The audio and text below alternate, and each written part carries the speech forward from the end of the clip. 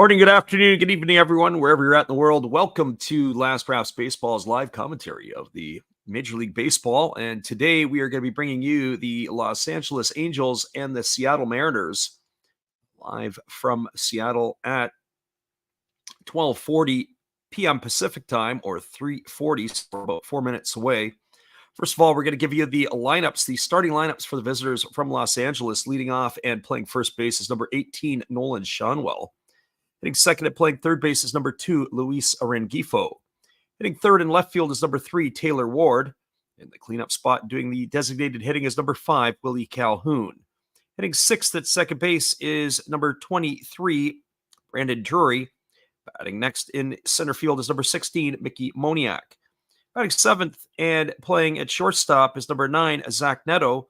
Hitting eighth and doing the catching is number 21, Matt Thaiss. Batting ninth in right field is number 7, Joe Adell. And they're going to be facing number 58, Luis Castillo. Comes to the mound with a 8-10 record, 124 and a third innings pitched. He has given up 109 hits, 51 runs, 49 of which have been earned. He's walked 35 and struck out 119, and he's pitching to an ERA of 3.55. Well, that's the lineup for the visitors from Los Angeles. Now the lineup for the hometown Seattle Mariners. Leading off and playing third base is number 4, Josh Rojas. Batting second and in center field is number 10, Victor Robles. Batting third and doing the catching is number 29, Cal Raleigh. In the cleanup spot and playing second base is number 7, Jorge Polanco.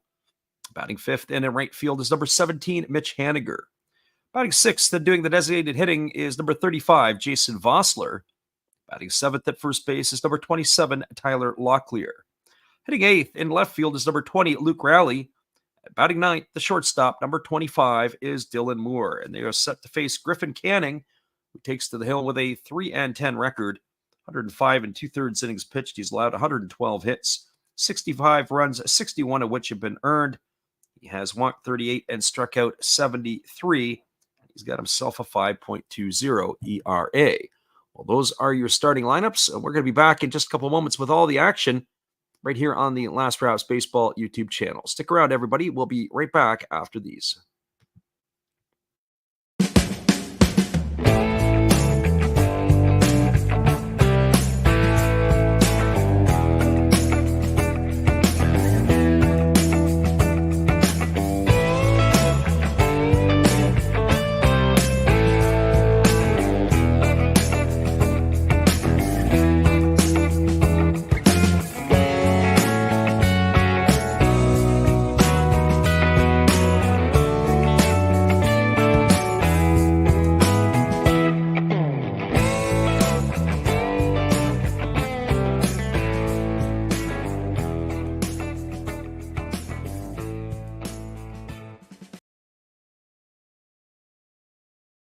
Hello, this is Eric Fox, formerly of the Oakland A's and Texas Rangers baseball teams. If you want to learn about Japanese baseball, see Coach Fred of Last Drafts Baseball. If you want baseball instruction, see Coach Fred. If you want to learn about golf, do not go to Coach Fred. Fred, what kind of club is this? At Last Drafts Baseball, we know baseball. Welcome back, everybody. It is Luis Castillo is completing his warm-up tosses, and we are just a couple moments from getting this one underway, as it'll be Nolan Schanuel, Luis Rengifo, and Taylor Ward to get things going for the Angels. Both of these clubs here are in the third game of the three-game set. There's been some fireworks in the series as Schanuel was dumped in the first game of the series. Some tension between the players and the umpire crew. Also, last night, there were some injuries that took place, and there has been a flurry of moves by the Seattle Mariners as both J-Rod, Julio Rodriguez, and J.P. Crawford have found their way to the injured list. There are a lot of new faces in the Mariners lineup here for this one today. So Nolan Schanuel will lead it off. He's batting .243. He's got 9 homers and 34 runs batted in. As he steps to the plate, they just finished off the warm-ups here. Defensively tonight for the Mariners, or this afternoon, from left to right field, it'll be Luke Rowley in left, Victor Robles in center, Mitch Haniger is in right. Around the horn from first to third. At first, it's Tyler Locklear. At second, Jorge Polanco, the shortstop, is Dylan Moore, and the third baseman is Josh Rojas, with the catcher Cal Raleigh and Luis Castillo on the hill. And the first pitch of the ball game is a fastball that is inside at the knees for ball one, and the count is 1-0 to Nolan Schanuel. Schanuel batting from the left side here against Castillo, who kicks and delivers. It's a fastball that misses off the outside corner, and the count now goes to 2-0. Castillo, lots of movement and late life on his fastball as he rocks into the windup and delivers. There's a fastball taken for a called strike. The count now goes to 2-1. A little bit hard luck this year as he's got 8 wins and 10 losses, Castillo. Hasn't been getting the offensive support in some cases as the pitch is a fastball that misses upstairs, and the count now goes to 3-1. But like most aces and veterans, one would have to think that he is going to have to grab some command here in the first inning, or else he could be in a little bit this is where you have to get to him on the veteran side of things. There's a base on balls as ball 4 has been issued to Schanuel. Friend Sauce up in the house. He is listening to us on Twitch. We appreciate you for jumping in as we are giving you some Mariners and Angels afternoon baseball. So Luis Rengifo steps to the plate. He's hitting .314. He's got 6 homers and 27 runs driven in. And the right-hander Castillo delivers a first pitch fastball that is swung on and grounded foul over on the third base side. Bit of a sparse crowd in Seattle today. Not the full house that one would expect. It is a getaway game, but there is a lot of sunshine and bright and light blue skies. Not a lot of cloud in the area, which is unique. The roof is open. As the right-hander Castillo kicks and delivers, there's a fastball swung on and is fouled straight back. It's now 0-2 to Rengifo. Rengifo, as we said, enjoying a nice season this year, hitting .314. In his career against Castillo, he's kind of owned him. He's 5 for 17 with 3 homers. As Castillo leans in, he gets the sign from his catcher, Cal Raleigh, and he works himself to the set. And here comes the pitch. Fastball swung on, grounded over to the first baseman, Locklear. He goes to second for 1, back to first, and it's not in time. Oh, it's a fielder's choice. It's going to go in the books as a 3-6 putout. Wonder if the Mariners will look to challenge that one or not. It was a bang-bang play back at first. We're going to have a look. Ooh, and I have to say, I think the Mariners might want to go upstairs and give that one a look-see. We'll have to wait and see if that's what they're going to do or not. Second batter of the game and already going to go to the instant replay. Now, when we get the replay, I think they're going to call him out. You can see that the glove of Locklear had been moving before really the impact on the base.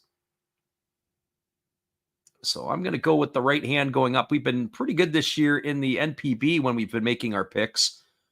Maybe not so much in the Major League Baseball, but this is only our third game. But the first opportunity, we didn't have anything last night when we were watching the Dodgers and the Giants.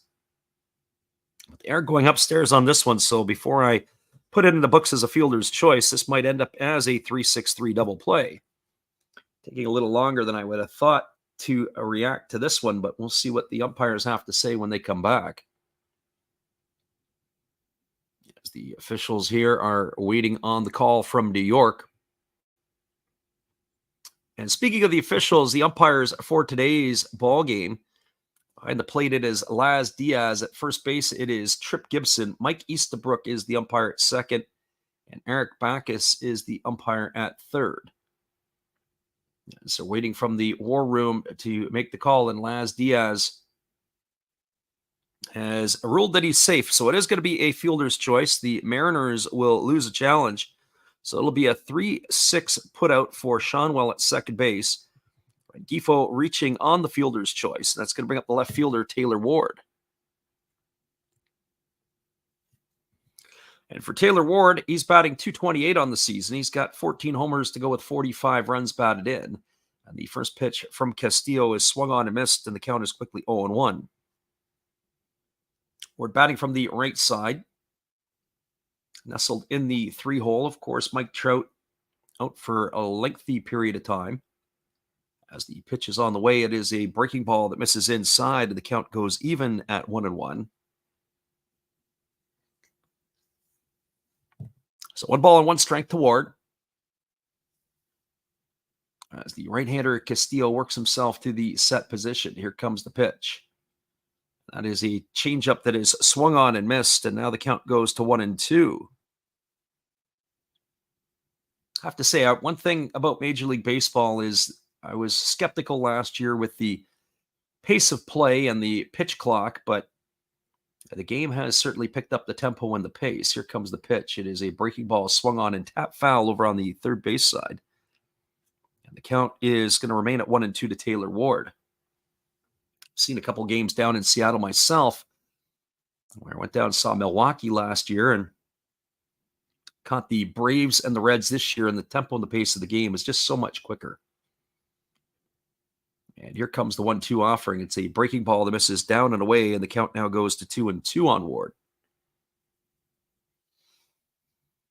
We are doing we'll probably do another MLB game tomorrow, and then it's back to the Japanese League on Friday and Saturday night. For those of you who like late night baseball, want to join us for our NPB calls, as there's a fastball swung on and fouled away, and the count remains at 2s to Taylor Ward.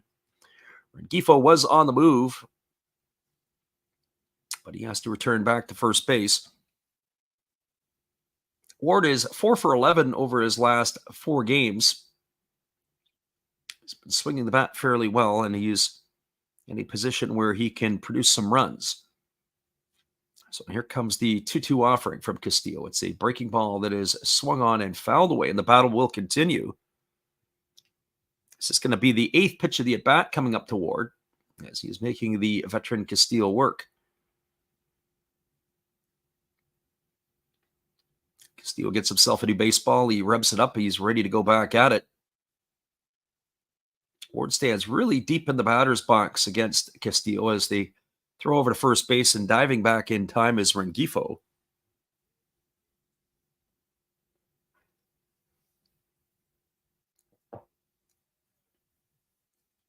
Lots of injuries in the Seattle front and lots of transactions. We'll talk a little bit about that over the course of the game here today, as there's a fastball swung on. This ball is going to be lifted foul down the right field line. And the count remains at 2-2. We mentioned at the top of the stream that J.P. Crawford went on to the injured list with a broken pinky finger. And it was the ankle of Julio Rodriguez that landed him on the injured list as well. So here comes the 2-2 pitch. Fastball swung on. This ball is lined into center field. It's going to get down for a base hit in front of Victor Robles, who fields it off a one hop. He fires it back into the infield. Stopping at second is Rengifo, as Taylor Ward has himself a single, and that's going to bring up the designated hitter, Willie Calhoun. The much-traveled Willie Calhoun is hitting at .255 with 4 homers and 16 runs batted in. One time considered a top prospect in the Texas Rangers organization. As the right-hander Castillo checks the runner at second, and he delivers a 97-mile-an-hour fastball that backs Calhoun off the plate. The count is quickly 1-0. Haven't seen Calhoun in a bit, but it looks like that he's not missed many meals lately. Looks like he's enjoyed maybe a couple of extra ones on the side as well. As time has been called, as the catcher Cal Raleigh has gone out to have a couple of words with his right-hander Castillo. Castillo has struggled with his command here in the first inning. So 1 ball and no strikes to Calhoun. The runner at second is Rengifo. The runner at first, Ward. No score here in the top of the first inning, as he is yet to find his groove here is Castillo. I was saying at the top of the stream, usually the pitchers that are of ace caliber, which Castillo is, sometimes will struggle in the first inning. There's a fastball swung on. It is lifted into straightaway center field. Moving back underneath it is Robles. Tagging at second, but retreating is Rengifo. And Calhoun has been retired for the second out of the inning. So 2 gone, and that's going to leave it all up to the second baseman, Brandon Drury. Our friend Steve Rademacher in the house today. Welcome, Steve. Thanks for popping in with some afternoon baseball here on the Last Raps Baseball YouTube channel. Glad you could join us. And stick around and listen for hopefully more action throughout the day. So this brings Brandon Drury to the plate. Drury hitting 164 on the season. He's got a homer and 7 RBIs. Batting from the right side against the right-hander Castillo, who works himself set to the belt. Kicks and delivers. A fastball that misses inside for a ball, and the count is quickly 1-0. Drury will be followed by Mickey Moniak, should he reach safely. So Drury ahead in the count here, 1-0, as the pitch from Castillo is on the way. It's a breaking ball that misses upstairs, and the count now goes to 2-0. So 2 balls and no strikes to Drury.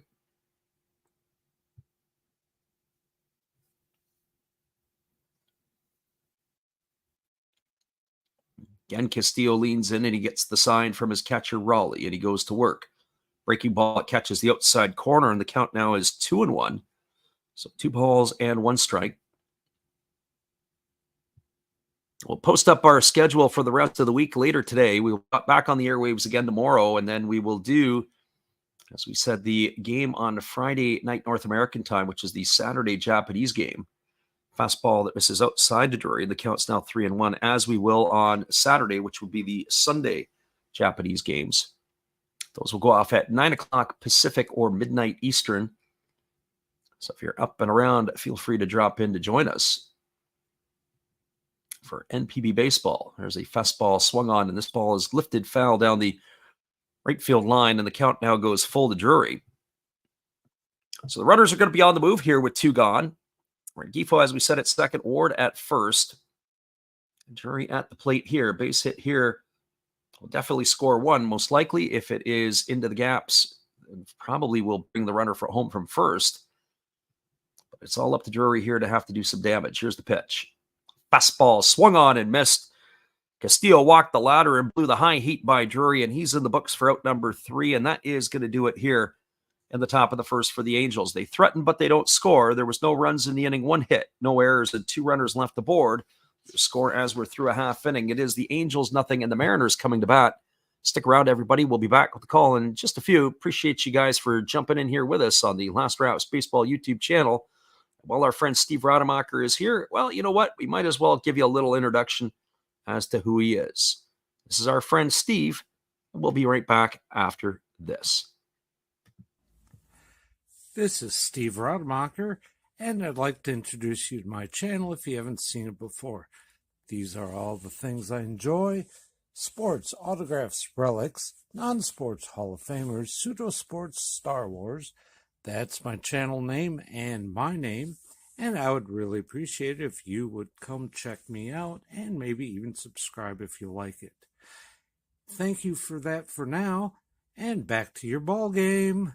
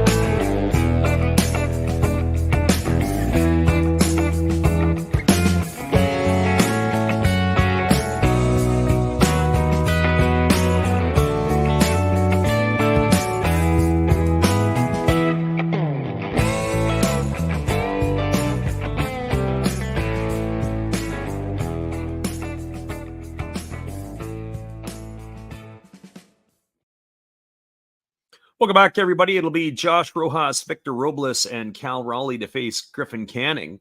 And the first pitch is a fastball taken for a called strike, and the count is quickly 0-1 to Rojas.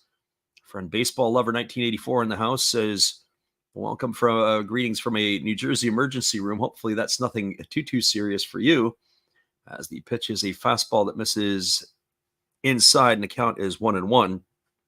Thought he had appendicitis. Well, that would be an emergency for sure. So 1 ball and 1 strike to Josh Rojas, who's hitting .234 on the season with 4 homers and 17 RBIs.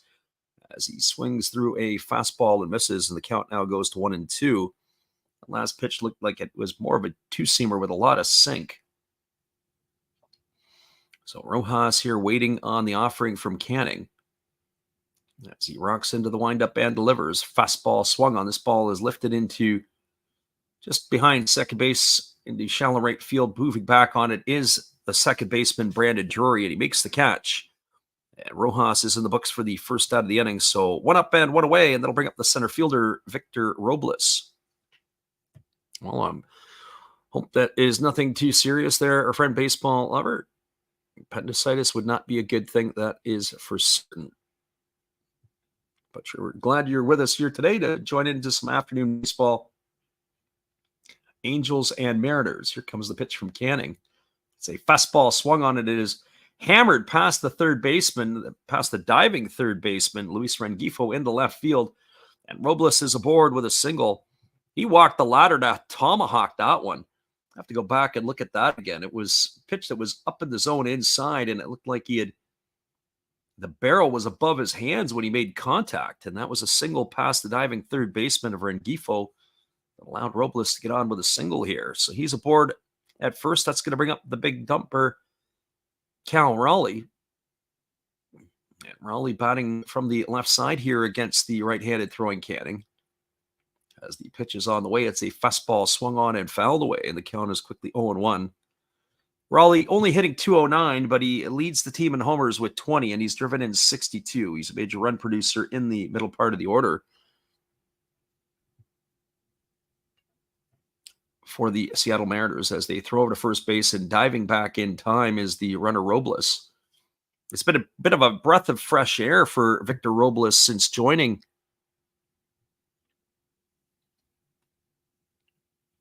the Seattle Mariners. He has been absolutely brilliant. He was let go by the Washington Nationals, and he was once upon a time considered a top prospect. As that pitch misses upstairs, it's now even at 1-1 on Raleigh. And you can see why he was considered a top prospect. His physical size, the way that he can run, is really, really, really smooth out in the outfield. I was listening to, they say about how he just enjoys playing the game. He's got a great disposition. As Canning threw over to first base, and diving back in time was the base runner Robles. Since joining the Mariners, Robles is batting .375 as Raleigh takes a fastball for a called strike, and the count now is 1-2. .375. He's got himself a homer, 3 RBIs, and 7 stolen bases. That all comes in 57 plate appearances. And here comes the pitch. It is a fastball that misses upstairs.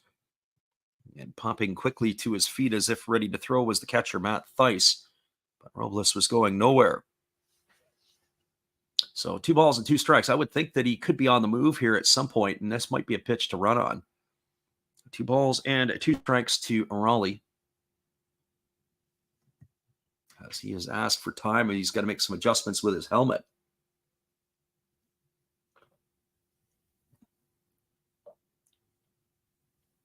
Raleigh waggling the bat. Robles establishing his lead. Canning holds to the set. And here comes the pitch. It is a breaking ball swung on and missed. Raleigh goes into the books for the second out of the inning. That's going to leave it all up to Jorge Polanco.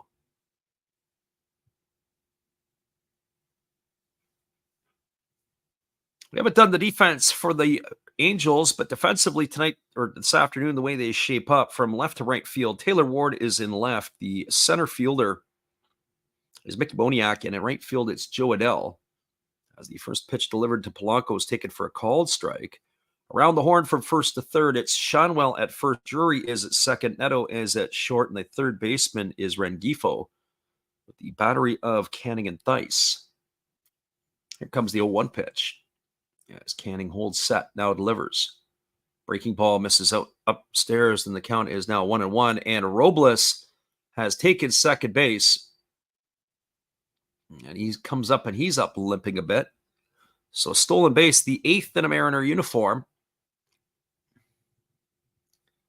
Looks like he went into the base hard. I want to see what that was. It actually looked like it was a delay steal. A little surprising. Usually guys that have pure speed don't necessarily delay. But Robles took that extra little shuffle, and he was able to catch the middle of the infield napping. The catcher, Theis, had come up, and he had taken like a double pump, as if nobody was there to the base. Here's the pitch. It is a fastball swung on and hammered foul just down the right field line. That's going to run the count now to 1-2 on Polanco. So 1 ball and 2 strikes.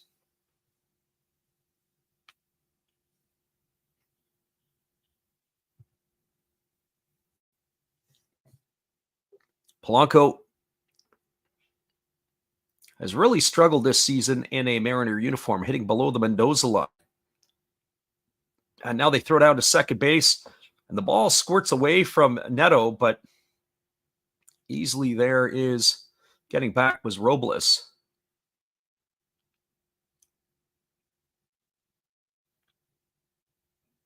And if the Neto would have caught the ball, I think that Robles may have been out. But that ball just squirted away. It looked like it was in time. And there is a breaking ball that is swung on and missed. Theis picks it up and tags Polanco, and he is down for the 3rd out. And that is going to do it here for the Mariners in their half of the 1st inning. No runs in the inning, 1 hit, no errors, and 1 runner left the board. We're through 1 complete. Your score is the Angels nothing and the Mariners nothing. Stick around, everybody. We'll be back in a few with all the calls. Appreciate you guys for ducking in here with us today on the Last Raps Baseball YouTube channel. We'll be right back after this.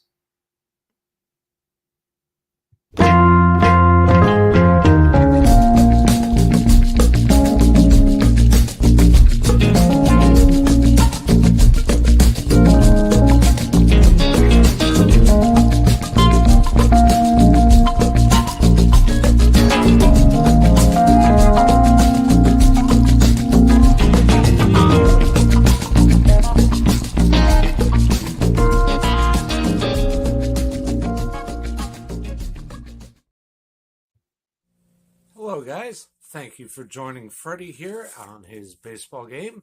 And I'm Steve Rademacher, and my channel is really all about everybody, including all my international friends. We have such stuff as non-sport packs from Canada, the OP cheese. We have the Greek Freak.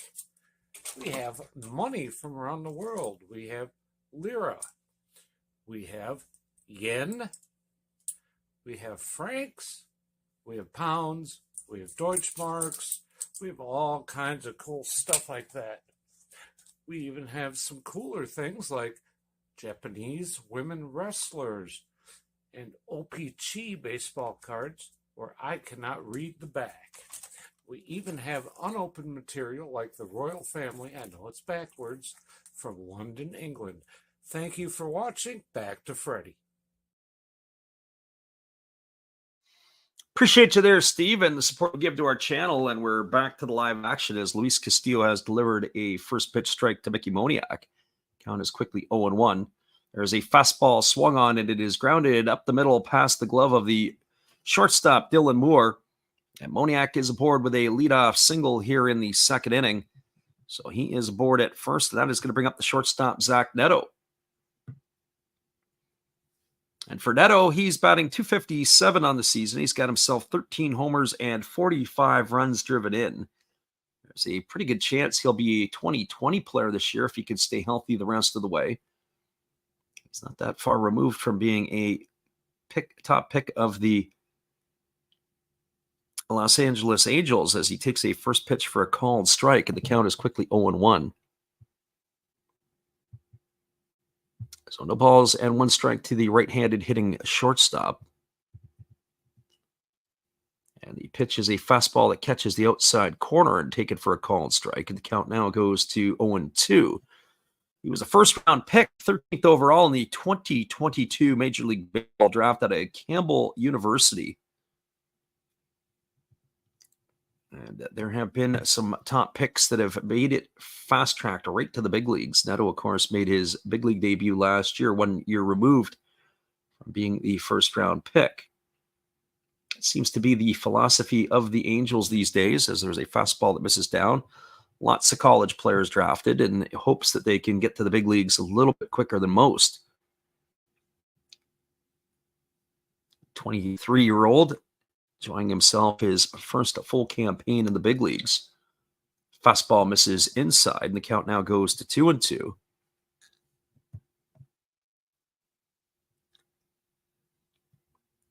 Get a chance to look at Neto's swing. He does shorten up when he gets to 2 strikes. He has a very large leg kick.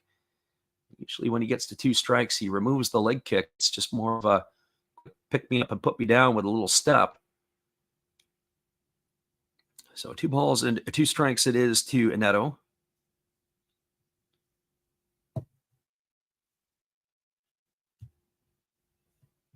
As the right-hander kicks and delivers. Fastball swung on and missed. Runners off to the races. The throw down to second is in time, and Moniak's going to be caught stealing. So it's a strike him out, throw him out. So Neto gone for the first out, and it is going to be a caught stealing 2-6 as Cal Raleigh guns down Moniak at second base. Boy, I wonder if they'll go have a look at it, but they weren't able to get him on the knee. And it wasn't the shortstop. It was 2-4. It was Polanco, the second baseman, who applied the tag. I really don't like the way that they've applied the tags to the runners. Work on their tag play to the Mariners there. They've a couple times that they've been up the body, the ball to the base, and let the player slide to you. First pitch that Theis takes for a called strike, and then he takes a changeup outside for a ball, and the count's 1-1 now to Theis. Castillo getting his side. He working from the windup. Kicks and delivers. Fastball taken for a called strike. The count is now 1-2. Oh boy. Saw that game last night in Los Angeles with Stu Sherwater working the plate, and now Laz Diaz today. There's going to be some interesting conversations going on to the umpires. This is how today's strike zone is going to operate. That pitch looked like it was well off the outside corner. Here comes the 1-2. Fastball swung on and missed, and Castillo now looks like he's found his groove. He's now retired indirectly 5 in a row, and that is Matt Theis down on strikes. Strikeout number 3 for Castillo in this one. No runs, 1 hit, no errors, and nobody left the board. And we are now through 1.5. It is the Angels nothing, the Mariners nothing. Stick around, everybody. We'll be back at the call in just a couple moments. Appreciate you guys jumping in on your Wednesday afternoon for baseball on the Last Rouse Baseball YouTube channel. We'll be right back after this.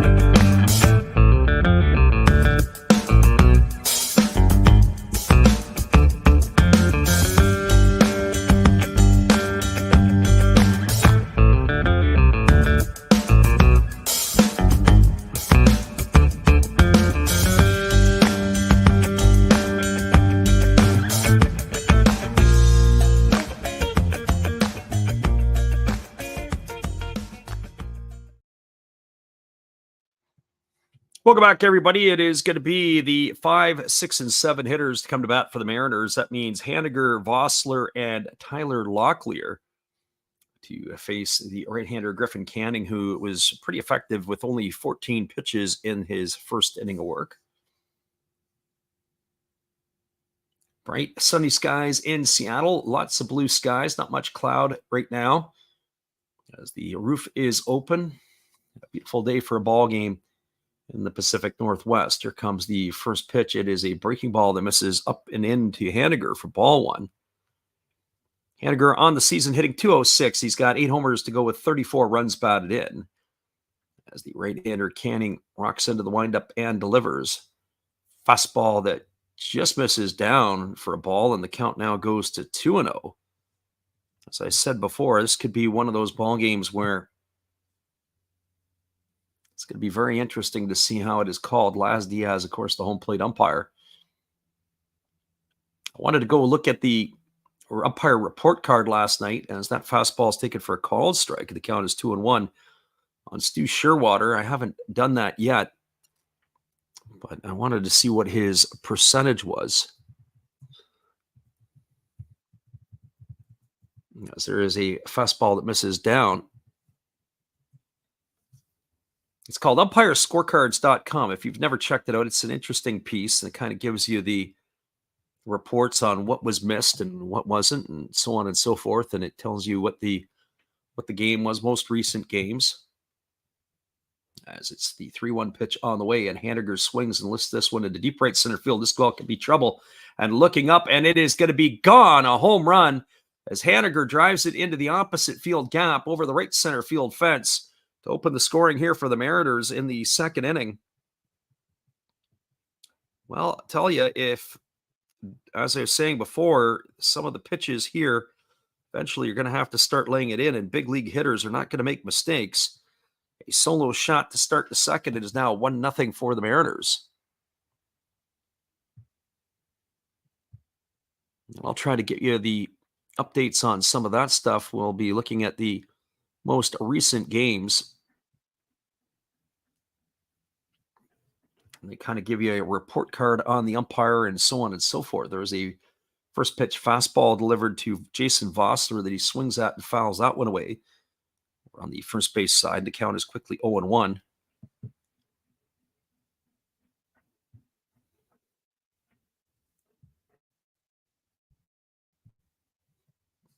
There's a breaking ball swung on, missed, and now the count goes to 0-2 on Vossler.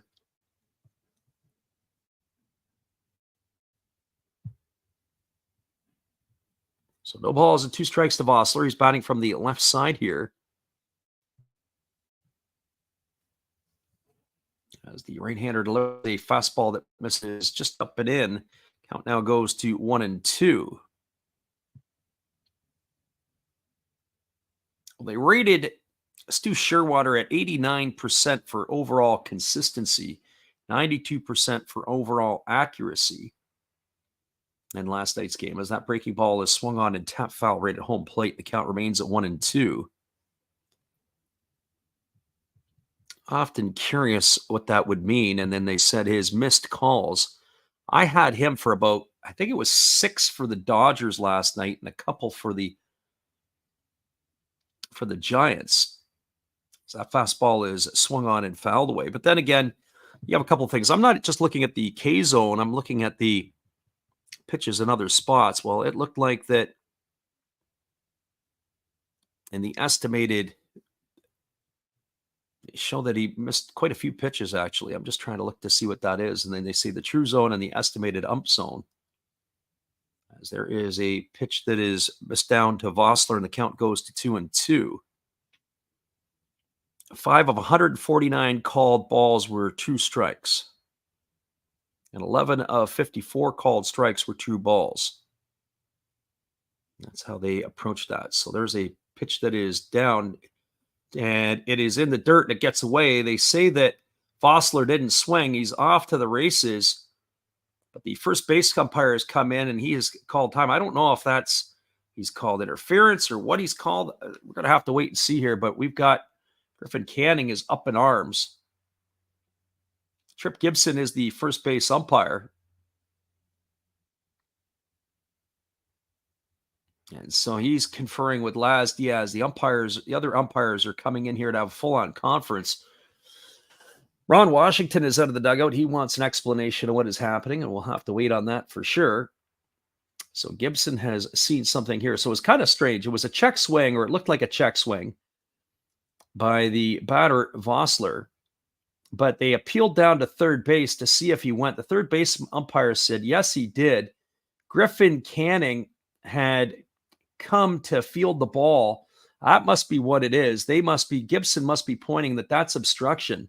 And Canning was leaping to get out of the way on that there as he was almost came or obstructed the runner from heading to first base. So by the looks of it, just go look at it. He threw on the brakes there before the line. Oh boy, I don't know if I like that call at all. Home plate umpire Laz Diaz said it was okay, but the first base umpire, Trip Gibson, was pointing and saying that that was obstruction. So let's see what's going to happen here. Looks like that is going to be a strikeout. It's going to go in the books as 2-3 on the putout. So Laz Diaz is the one who wins out on that one. That is going to retire Vossler for the first out of the inning. But a little bit of excitement here in this one with regards to that call made by both of those two umpires. Probably should have been the home plate umpire's call. There's a fastball that misses upstairs to Tyler Locklear, and the count is 1-0. Locklear batting .206 on the season, a couple of homers and 3 RBIs. But as I say, if you want to go look at the umpires' evaluations at the end of the game, it's umpirescorecards.com. And they'll give you what they think in terms of how the umpires did. There's a breaking ball that's down, but they say that Locklear went around, and that's going to even the count at 1-1. Locklear will be followed by Luke Rowley, who waits his turn on deck. There is some pop here in the bottom part of the order for the Mariners, as the right-hander rocks and delivers. Fastball swung on and missed. The count now goes to 1-2 strikes on Locklear.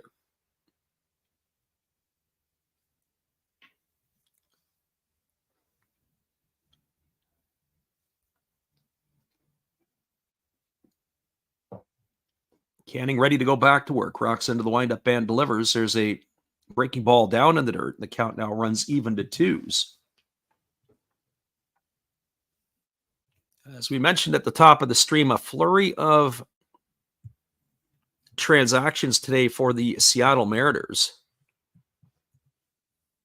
Some of those flurries of transactions will get you caught up in just a moment.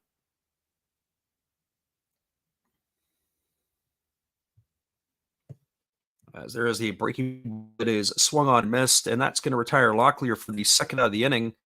4 strikeouts now for Canning, 2 here in the inning. That'll leave it up to the left fielder, Luke Rowley.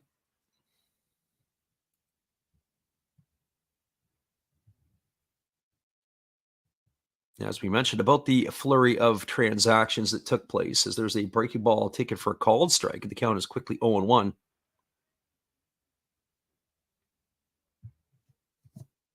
So no balls and 1 strike to Rowley. And there is a fastball swung on and missed, and now the count goes to 0-2.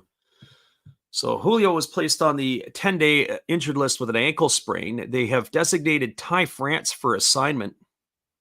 Fortunately for Ty France, he was a one-time All-Star. Fastball misses upstairs. Count now goes to 1-2.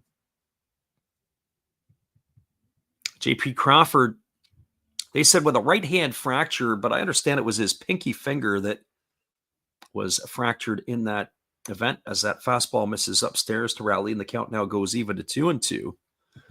They recalled Cade Marlowe from the Tacoma Rainiers, as they did Tyler Locklear and Leo Rivas, as well as Jonathan Klaas.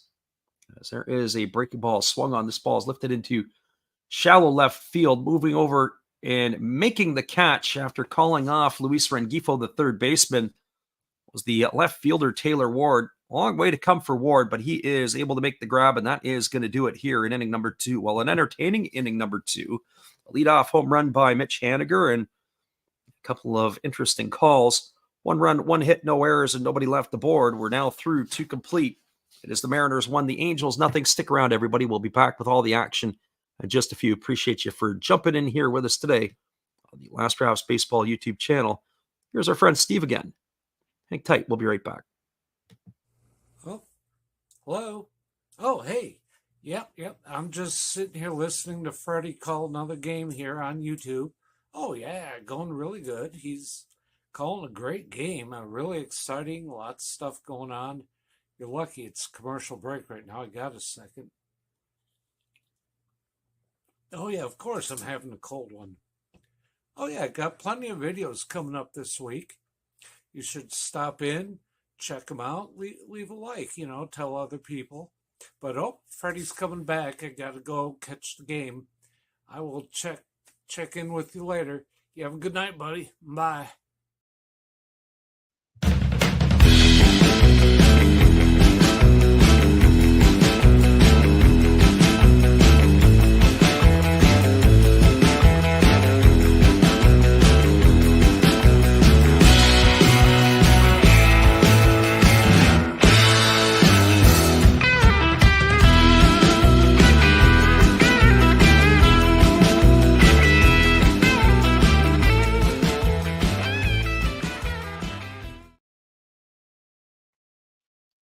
Welcome back, everybody. It is going to be the 9, 1, and 2 hitters to come to bat for the Angels. That means Joe Adell, Nolan Schanuel, and Luis Rengifo to face the right-hander Luis Castillo.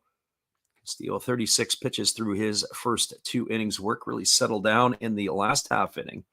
And the first pitch is a fastball taken at the knees for a called strike, and the count is 0-1 to Adell. Adell batting 197 on the year, 15 homers, 46 runs driven in. He does have a opportunity, at least in our eyes, to be a 2020 player as he takes a fastball at the knees for a called strike. And the count now goes to 0-2. So no balls and 2 strikes. Our friend Gracie Lynn in the house this afternoon. Welcome. As that pitch is a breaking ball that misses outside, the count is 1-2. We were going to do the game last night, or this morning, with the Braves and the Reds, and I couldn't quite get myself excited enough to do it, and I'm kind of glad we didn't. It looked like it was a bit of a run festival there as that pitch misses outside. The pitcher for I would much prefer to do the nightcap with Chris Sale on the bump, but I can't do that tonight. Here comes the 2-2 pitch. Fastball taken for a called third strike. Adell stood there like the house by the side of the road. He watched it go by for out number 1. Is going to put him in the books, and it'll bring up the top of the order in Nolan Schanuel. So we are going to look ahead and do another one tomorrow, most likely in the daytime. And as we mentioned, we will be on the airwaves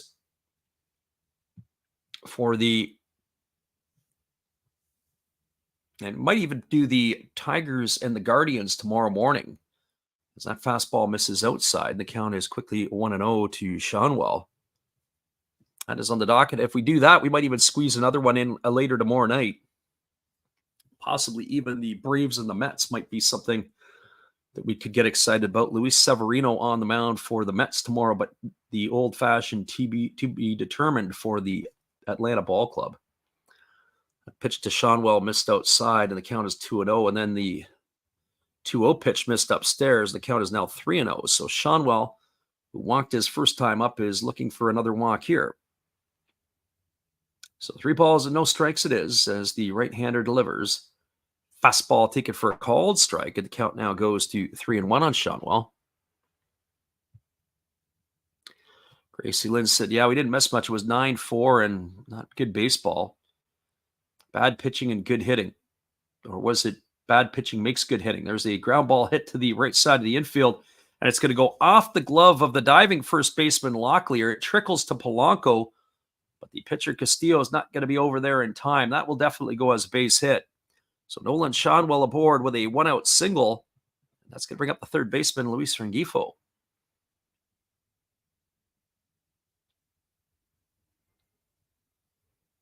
I've never seen, with the Atlanta Braves this year, and I know our friend Gracie Lynn, she's a Braves fan as she pops in. She follows them religiously, and I've never seen a team we're talking about some major, major injuries for a long length of time. Fastball swung on. This ball is lifted down the left field line, giving chase and making the catch up against the stands is Luke Raley. And retreating back to first base is Schanuel, but a nice play there by Raley to get over to retire Rengifo for the second out of the inning. When you think of Spencer Strider, Ronald Acuna Jr., now you got the broken hand to Ozzie Albies. You've had some players that have been out for a length of time. Even Michael Harris has been out for a while. You've got 4 players that are key components to your offense, and how you're able to continue to compete in some ways is beyond me. There's a fastball that is swung on and fouled away, and the count is quickly 0-1. Gracie Lynn says the Braves don't have enough arms. We're ensuring that Sale and Lopez pitch with an extra day rest every time, plus Strider and Fried. Oh, yeah, Max Fried's the other one. Forgot about him, too. There's a fastball that misses upstairs. And Austin Riley missing now as well.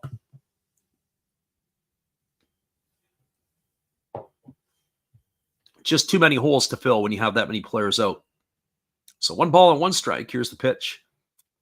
Fastball as Ward checked his swing, but that is a strike by the home plate umpire. The count goes to 1-2. It looked like he kind of tried to half hold up and couldn't do it. So 1 ball and 2 strikes to Taylor Ward. Castillo kicks and delivers again. A fastball swung on and fouled away. It's going to reach the seats over on the first base side. 1-2 it remains to Ward. Well, when Ward had his last at bat, he had a marathon at bat. It was a 9-pitch bat that he won with a base hit single off of Castillo. And we're back to another battle again, as this is going to be the 5th pitch of the at bat. Here's the 1-2. Breaking ball misses down and away. And the count runs even to 2-2. So 2 balls and 2 strikes.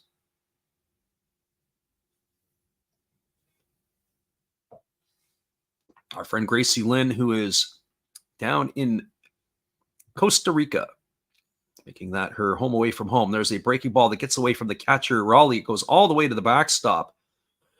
And advancing over to second base is Shanwell. So now he gets himself into scoring position on the pass ball. It runs the count full now to Ward.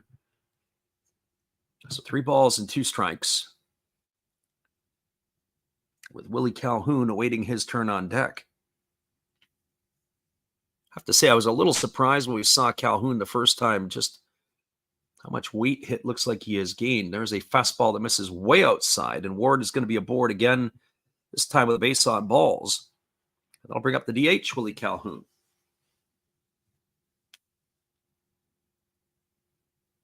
So Calhoun coming to the plate. He is 0 for 1 today. He flew out to center field his first time up. We're talking about him being a one-time prospect in the Texas organization. Calhoun's had time in the big leagues since 2017. And swings at a fastball and yanks that one foul on the right field line, and the count is quickly 0-1. He was early drafted out of high school by the Tampa Bay Rays. And then the Dodgers took him in the 4th round out of Yavapai. We had mentioned that he had spent some time all the way around. He then was in the Texas organization for quite a few years. He ended up with San Fran with the Yankees, and now he's with the Angels at the big league level. Fastball misses upstairs to Willie, and the count is now 1-1. Calhoun in particular, as I talk a little bit about him, was involved in the trade for Yu Darvish when he was sent over. And there's a fastball swung on its line right to the center fielder, Robles. And that is going to do it for out number 3. I'll come back and talk about Willie when we return, but there was no runs in the inning, 1 hit. There was no errors. There was 2 runners left aboard. We are now moving to the bottom of the 3rd inning. Your score is the Mariners won, the Angels no score. Stick around, everybody. We'll be back in just a few with all the action. Appreciate you for hanging in here with us tonight or this afternoon on the Last Raps Baseball YouTube channel. We'll be right back after this.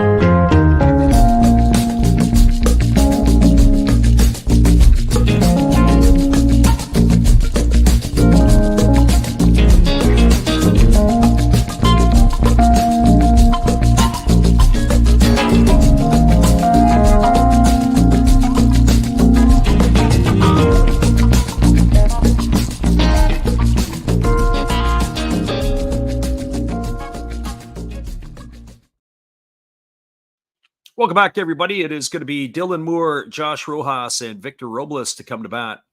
Our friend Gracie Lynn says she's only going to be on till about 2:55 Costa Rica time. I'm not sure what time it is right now in Costa Rica. I assume it's probably about 2:30ish or so.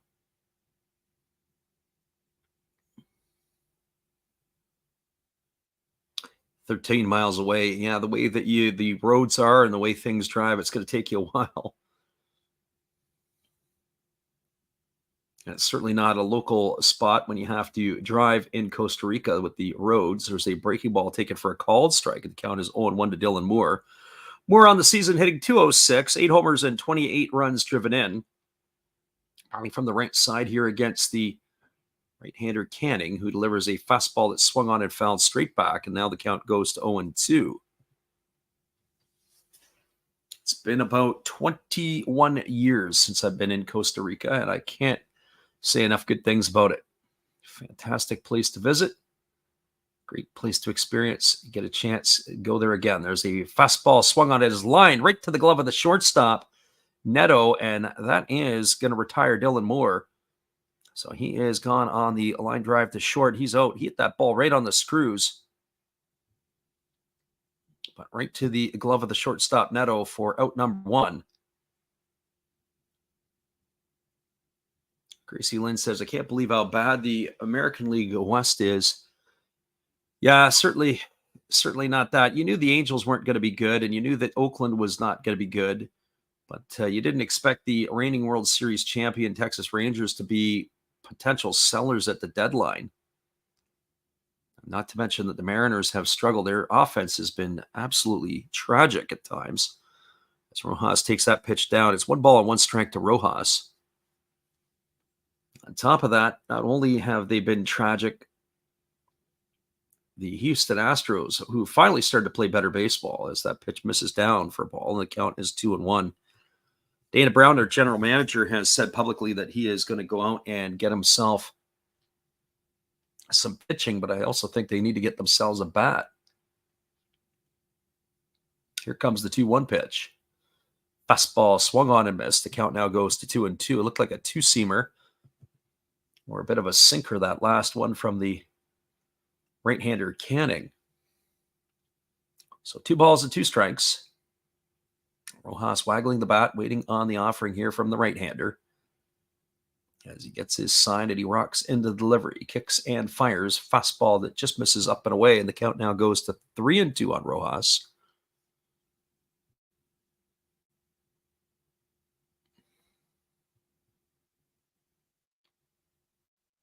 Victor Robles waiting his turn on deck. I say the hot-hitting Victor Robles.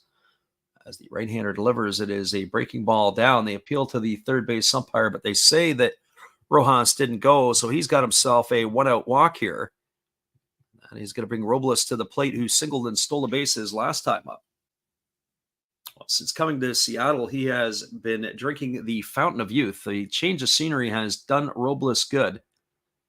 As we were talking about earlier before, he was a one-time top prospect in the Washington National Organization, and he just never could really put it together.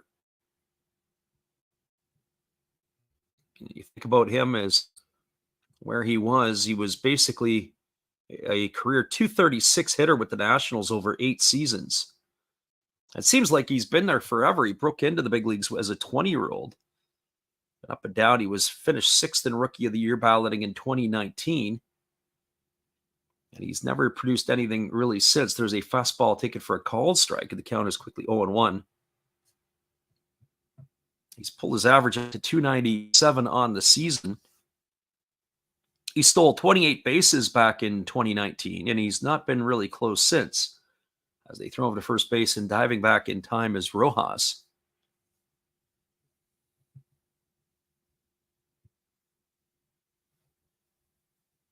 Our friend Gracie Lynn says she's always been a Victor Robles fan, not knowing why.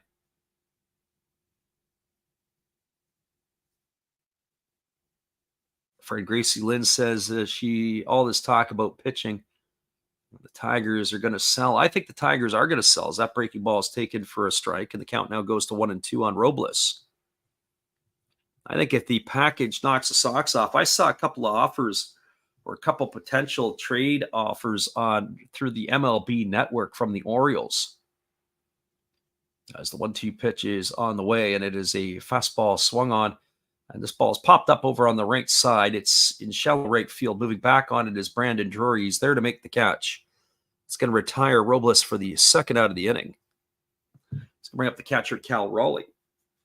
So one of the trade proposals had, if I remember correctly, there were 2 trade proposals set on Instagram through the MLB network. One was Skubal and Jason Foley going to the Orioles in return. It was Heston Kjerstad and I think it was Jackson Holiday the other way or something along those lines. And I don't think the Orioles would do that, but who knows? That fastball misses down.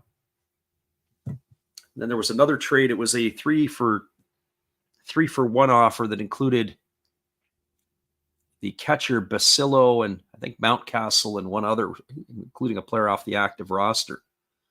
As they throw over to first base and Raleigh gets diving back in time.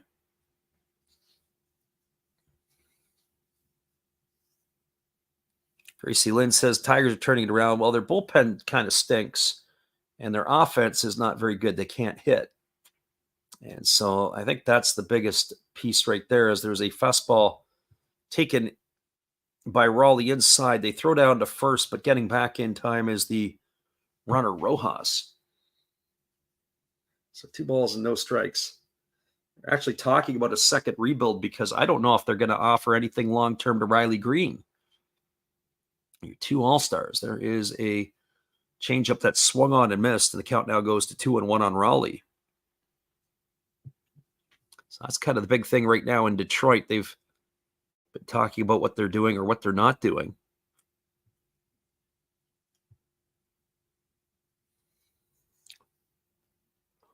They've talked about a second rebuild in Detroit just because of Spencer Torkelson and, his situation. There's a fastball that swung on and fouled away off the ankle. Looked like it just got inside the shin guard of Cal Raleigh as he doubles over in some pain. He's got the shin guard on the right foot. He fouled it off, and it was right on the top of the foot.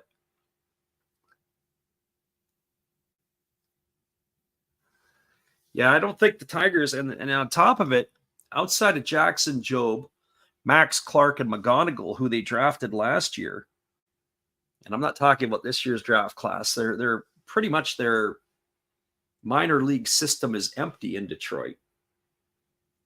So what they have is what they have at the major league level. There's nothing really on the way. Maybe outside of Dylan Dingler. I think Dingler, the second-round pick a couple years ago, would be one. There's a fastball that misses upstairs to Raleigh, and the count now goes to 3-2. One would have to think that the Mariners have got to be buyers. I would have to think that the Mariners have got to be looking for a bat. You need to get a bat into the lineup for sure in Seattle. And, they've talked about different dance partners. They've talked about maybe even Vladdy Guerrero Jr. going to Seattle, at least in the Toronto marketplace. There's another fastball swung on, and again, Raleigh fouls it off his foot. Oh boy, he's really hurting now. So 2 at-bats. It's almost like an instant replay of the one earlier in the at-bat. He fouls it right off the same spot, just below the shin guard, and right on top of the foot. Oh boy, that's insult to injury right there. Oof. Time to get back in the cage and fix your swing. Don't worry about the shin guard or the foot plate.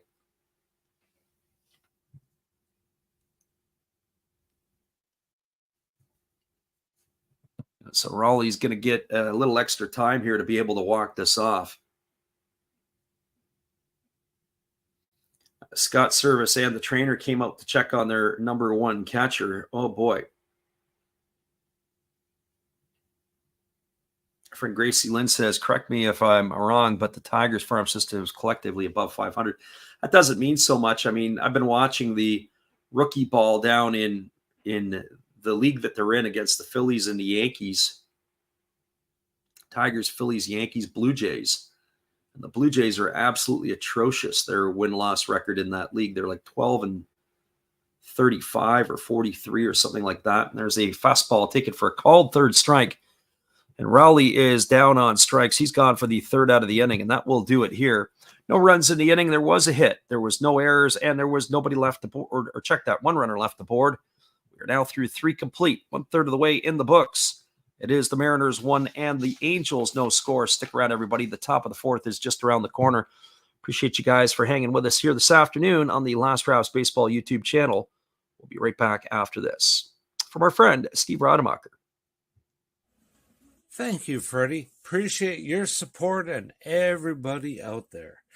Steve again here, obviously, with the Milwaukee Brewers. Of course, we have Bernie Brewer on my favorite beverage of choice right there, along with a card of Bernie. Yay! Now, we got some special guests here. I'm not just talking about our Hall of Fame lineup. I must be in the front row.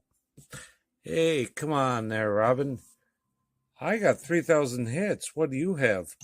Well, I was the all-time saves leader, and I got 1.5 feet on you. Okay, Raleigh, settle down, buddy. Now, none of this could be possible without Harvey's Wallbangers. There's Harvey. And who could forget the Fonz? Hey. Appreciate you there, Steve, and the support you give to our channel. Be sure to check out Steve Rademacher after the game. We'll be right back in just a few.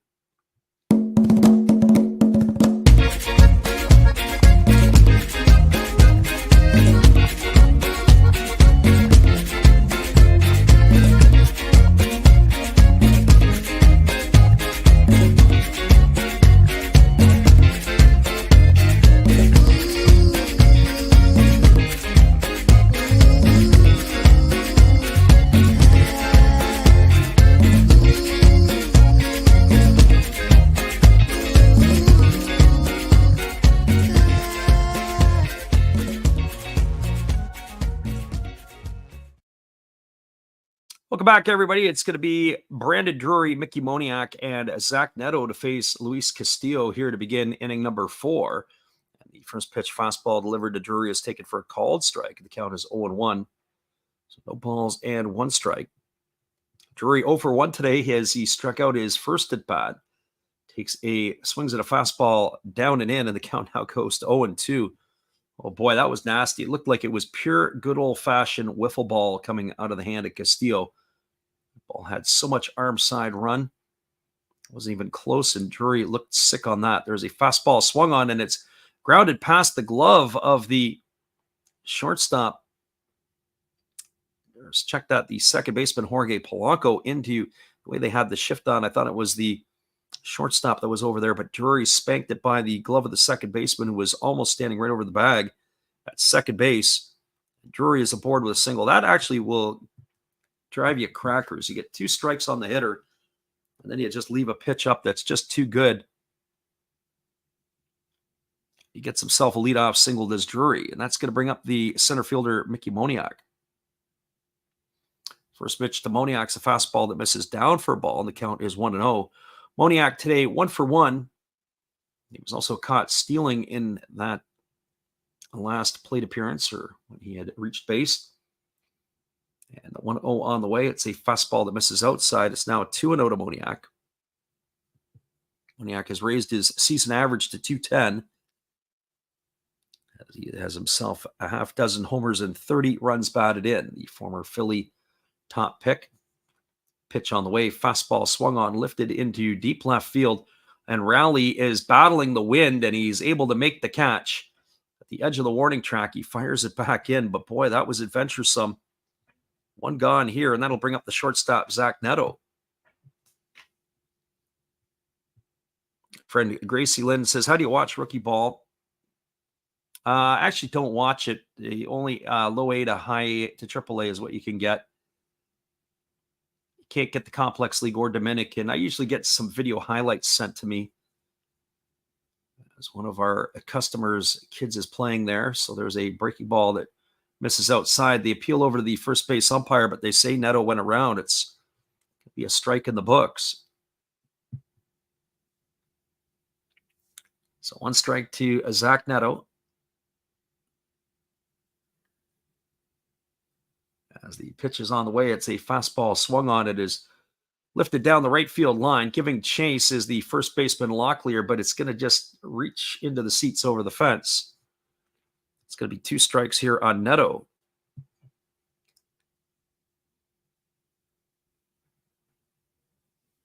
Gracie Lynn says about back to the Tigers about letting Riley Green go. Well, I'll tell you why I would let Riley Green go. I don't think he's a center fielder. He is poor on his jumps. He's probably better suited for one of the corners. As the pitch is on the way, it's a fastball taken at the knees for a called 3rd strike. Neto goes down looking. It's the 2nd time today he is out on strikes. So 2 away here, and that's going to leave it all up to the catcher, Matt Thaiss. And then the other part, so that's the defensive thing about Riley Green. His injuries have been, I'd like to see him play 140-plus games in a season. He was hurt in the minors. He's hurt here. There's a fastball swung on, is grounded up the middle into center field for a base hit. Robles picks it up and he fires it back in. Stopping at second is Drury. Thaiss has got himself a single. That's going to put runners at first and second and bring up Joe Adell to the plate. So trying to get other thoughts in on Riley Green. And then you can't deny that Riley Green's bat's played out or is playing out. He needs some more help around him. And in fact, if he did, he'd probably be much better than that. But I do think that the injury concerns that I would have with him, and then if you watch him run, he really doesn't run as well as I thought he would. I've seen him play in person a couple of times. I'll get to catch him next weekend, a week from this weekend, when Kansas City is in Detroit, as that fastball is swung on and fouled away. Count is 0-1 to Joe Adell. That's assuming he's in the lineup because he didn't play in last night's game. And then the other part is that they aren't playing him against left-handed pitching, which is bizarre as well. You'd think that your everyday guy would be an everyday guy, left or righty. Fastball taken for a called strike, and now the count goes to 0-2 on Adell. Laz Diaz's umpire scorecard is going to look interesting tomorrow as well. I have to say he has got a wide and a low zone. Here's the pitch. Breaking ball misses down and away, and the count goes to 1-2 on Adell. So I'm not so sure that the Tigers aren't going to say adios to Riley Green at some point. So here comes the 1-2 pitch. It is swung on. It is chopped up the middle right to the glove of Polanco, and he's going to step on second base, and that is going to retire Matt Thaiss at second for the 3rd out of the inning, and that will do it here. They had no runs in the inning. There were a pair of Angel hits. There was no errors, and there were 2 runners left the board. We are now through 3.5 innings. It is the Mariners 1 and the Angels no score. Stick around, everybody. We'll be back in a few. Appreciate you guys for being here with us on the Last Drafts Baseball YouTube channel. We'll be right back after this.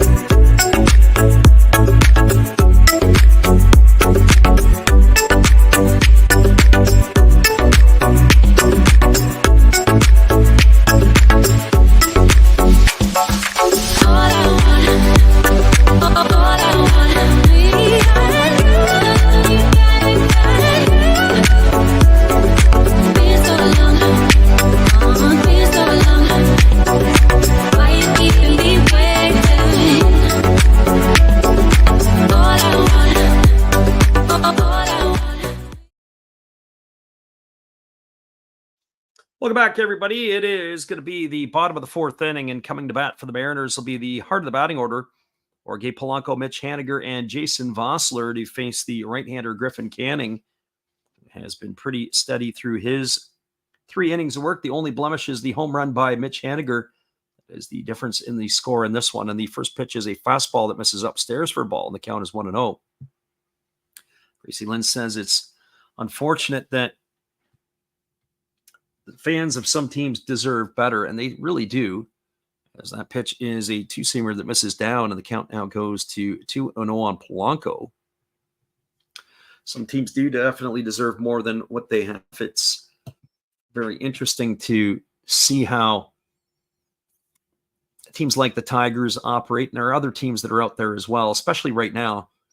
But I don't believe that they think they have a chance, and I don't think they want to lock up Skubal long-term because I don't think they believe he's going to be healthy long-term. Maybe that's what they are feeling, as there's a fastball swung on and fouled away. When you think of the Brewers getting rid of Corbin Burns, they got Joey Ortiz and DL Hall in return in the offseason from the Orioles.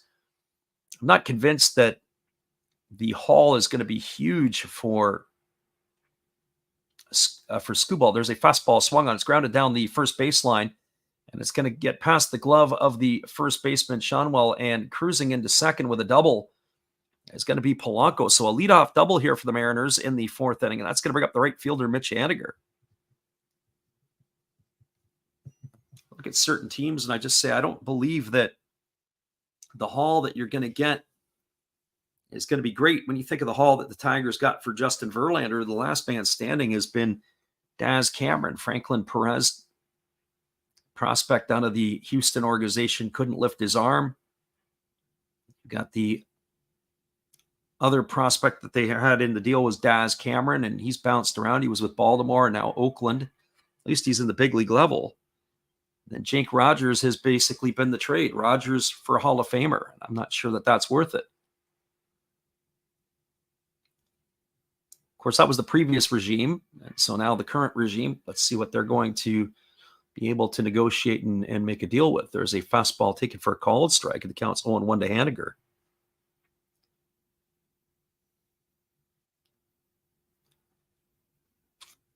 So no balls and 1 strike.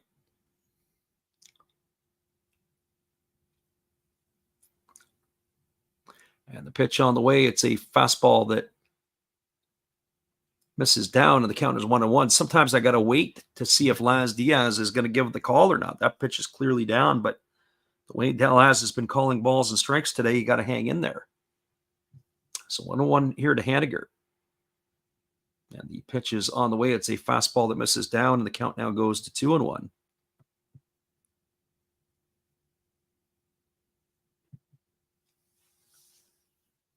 Wonder if the Yankees would chime in looking for Skubal. I think if I was the Tigers, I'd be demanding the Martian out of the Yankees. Got to have somebody to play center field in Comerica, and they really haven't. They've had maybe 3 players in the last 50 years that can truly play center field for the Tigers. That's a fastball misses down. It's now 3-1 to Haniger.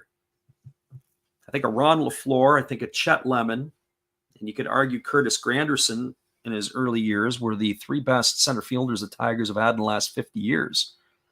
Maybe bring the Martian in and he can patrol center field for 10 years for you. That would be pretty good. There's a breaking ball that misses down. It's going to be ball 4, and Haniger's aboard with a walk. That's going to put runners at first and second with nobody out, and it's going to bring up the designated hitter, Jason Vossler. Well, the Mariners now have something brewing here in the fourth inning. A 1-0 lead. Polanco at second, Haniger at first. Vossler striding to the plate. Vossler struck out his last time up. It was the interesting play that looked like the first base umpire was going to be calling obstruction on Griffin Canning. It was overruled by the home plate umpire at that point in time. Vossler has been with 3 big league teams. This is his first time with Seattle. The 30-year-old began his career with the San Francisco Giants in 2021 at the big league level. Had a couple of seasons there, and then he went over to Cincinnati last season. He does have a little bit of pop in the stick. He's got 10 career home runs and 236 at-bats. Here's the pitch. It's a breaking ball that misses up and away, and the count is 1-0. Vossler hitting from the left side. He was 1 for 3 with a double in his Mariner debut. Also drew a walk last night. Here comes the pitch. Fastball swung on. This is popped up foul. It's drifting over toward the seats in third base territory. Luis Rengifo battling the netting, and it hits the netting and bounces back. He's not going to be able to make the play, and so Vossler's going to have second life. So 1 ball and 1 strike.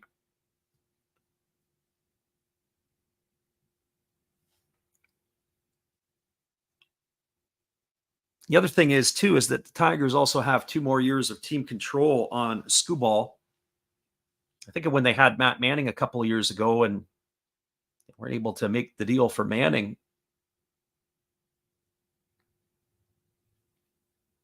So here comes the offering to Vossler as it's a breaking ball swung on. It's lined over the head of the second baseman, Drury, into right field. Adele picks it up and he fires it back in. Then holding at third is going to be Polanco.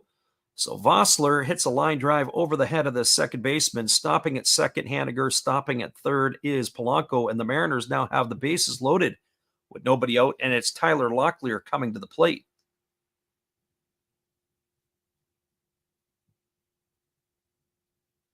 Our friend Gracie Lynn says the Brewers beat the Cubs, then the Cubs should be sellers, most likely. And Gracie Lynn says their farm system is bad. I don't know about that. The farm system for the Cubs is actually got a lot in the top 100. There's a fastball that misses outside. Count is 1-0. They got a couple arms down there that are close to breaking in, and they've got couple of bats down there. Of course, Pete Crow Armstrong made his debut this year as a top prospect. Pitches a fastball swung on and fouled away, and the count goes even to 1-1 on Locklear. There's an opportunity right here for the Mariners to break it apart. The 1-0 lead to pad to their lead here.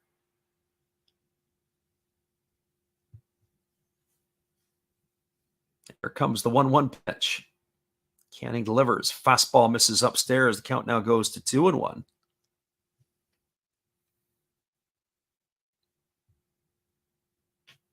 So 2 balls and 1 strike. Locklear waggling the bat.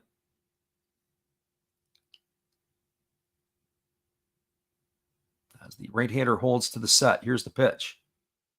Fastball swung on. Line to the third baseman who steps on the bag at third, and he comes home. Was taken off a 1 hop. What a play by Rengifo. Oh boy, that could get them out of a lot of trouble here.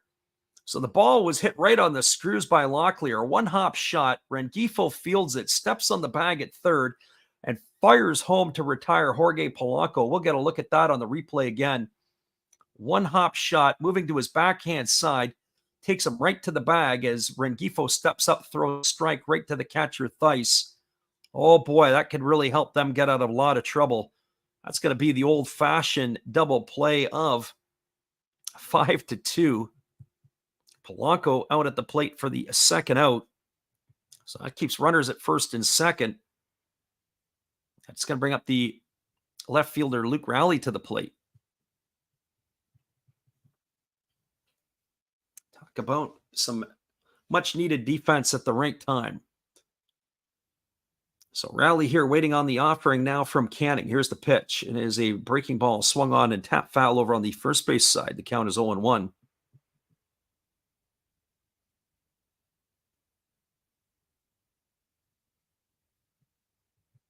Friend Gracie Lynn says she's heading out and she's going to catch us tomorrow for more MLB games. Yeah, we're going to be back on the airwaves. I think Tigers Guardians will be on the docket tomorrow. So if you're around, we'd love to have you popping in and listening in if you're in the area. So that'll be the early one, and maybe we'll do a later one too. I'm not sure if we'll do 2 tomorrow night, but definitely Tigers Guardians on our watch list for tomorrow morning.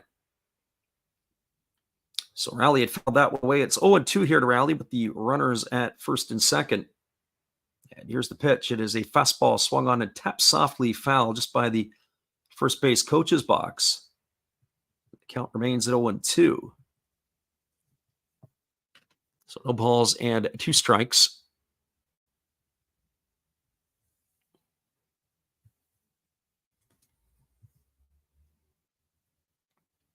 Right-hander Canning ready to go again as he holds set to the belt and now delivers. Fastball swung on, popped up over on the right side, giving chase as the first baseman Shonwell. He's literally climbing the net, but he's going to watch that one drift into the seats, doing everything he could.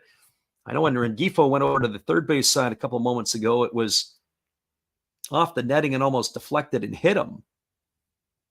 So why not give yourself the advantage, climb up the netting and climb up the wall to try to make that grab? So still 0-2 here to Rally. Here comes the pitch from Canning. Pitch on the way. It is a changeup that misses down and away, and the count now goes to 1-2. So 1-2 strikes. Friend, the living room is in the house tonight.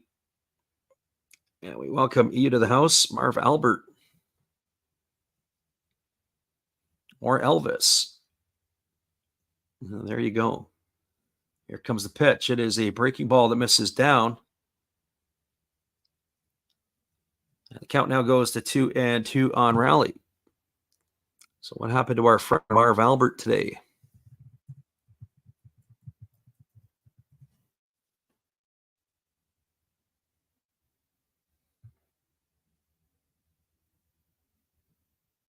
And here comes the pitch. It is a fastball that misses down, and now the count goes to 3-2 on Rally. And now the runners are going to be on the move. 79 pitches for Canning so far here. 3 balls and 2 strikes to Rally. Runner at second, Haniger. Runner at first, Vossler. Or check that, Locklear. Is that a Reese? And there is a fastball taken for, or swung on and missed for, called third strike. Rally in the books, and that is going to do it. As that is going to retire. That is going to retire Rally on strikes for the third out of the inning, and that will do it here. Once again, thanks to our friend Gracie Lynn for stopping in, and welcome into the living room for being here. That is going to do it here in the inning. Well, the Mariners, they threaten. They load the bases with nobody out, and they weren't able to score a run. It was no runs on the benefit of 2 hits. There was no errors and 2 runners left aboard. Now moving to the top of the 5th inning, it is the Mariners 1, the Angels no score. Stick around, everybody. We'll be back in just a few. Appreciate you for hanging in here with us today on the Last Raps Baseball YouTube channel. We'll be right back after this. Hello, this is Eric Fox, formerly of the Oakland A's and Texas Rangers baseball teams. If you want to learn about Japanese baseball, see Coach Fred of Last Raps Baseball. If you want baseball instruction, see Coach Fred. If you want to learn about golf, do not go to Coach Fred. Fred, what kind of club is this? At Last Raps Baseball, we know baseball.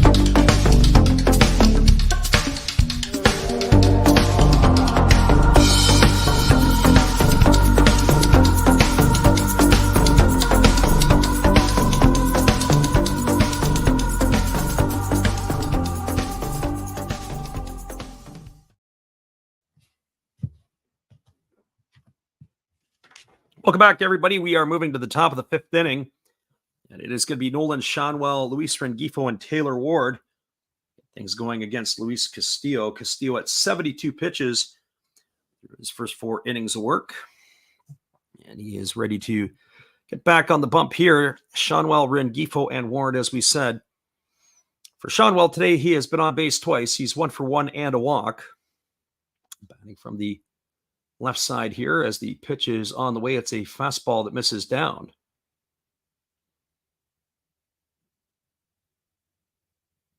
Check that. We must have missed Seanwell in here somewhere. We got Luis Rengifo at the plate. We've had some issues with our video stuff a little bit here, so we came back just a bit late, but we didn't think we were that late. So it's 2 balls and no strikes here to Rengifo. Gonna say, taking a look a little bit here, there's a ground ball swung on over to second, fielded by Polanco. He throws to first, and Rengifo is in the books on a ground out 4-3 for the second out of the inning. We'll get you the Seanwell result here in just a moment. Obviously, it was a line drive to the shortstop that retired him. He is the first out, the second out, Rengifo, and that's going to bring Taylor Ward to the plate.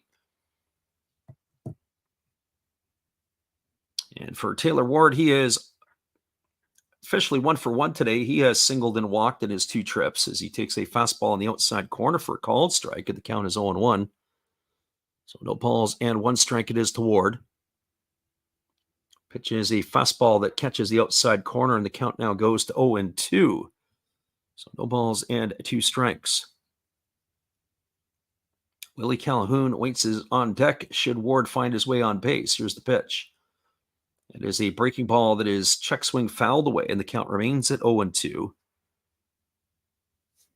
So no balls and 2 strikes it is here.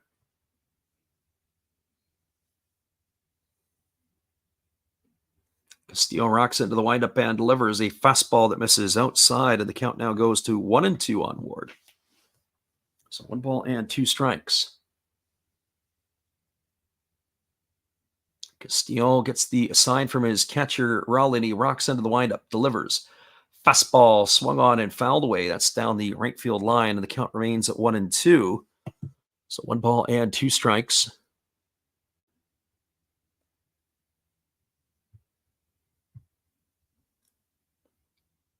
Ward rests his bat on his shoulder and now waiting on the offering from Castillo. Another fastball swung on and another one fouled away. So Taylor Ward has been an absolute thorn in the side of Castillo. He must really see the pitches coming out of his hand well. The first at bat, he had 9 pitches. The last at bat, he had 7. Now this is going to be the 7th pitch of this at bat with a 1-2 count. There's a ball that misses down. They appeal over to the first base umpire, Trip Gibson. But they say he didn't go, and that's going to be 2 balls and 2 strikes. So 24 of the 82 pitches thrown today by Luis Castillo have gone to Taylor Ward. Very impressive discipline against the Mariners' right-hander. Here comes the pitch. Castillo rocks into the windup and delivers. Breaking ball swung on. This one's fouled away, and the count remains at 2-2.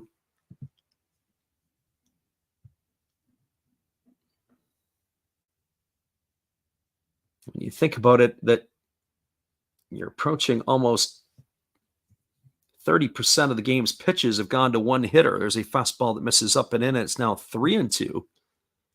That's what we're looking at here in this situation. Taylor Ward has been a thorn in the side of Luis Castillo. There's a fastball swung on and another one fouled away, and the battle continues.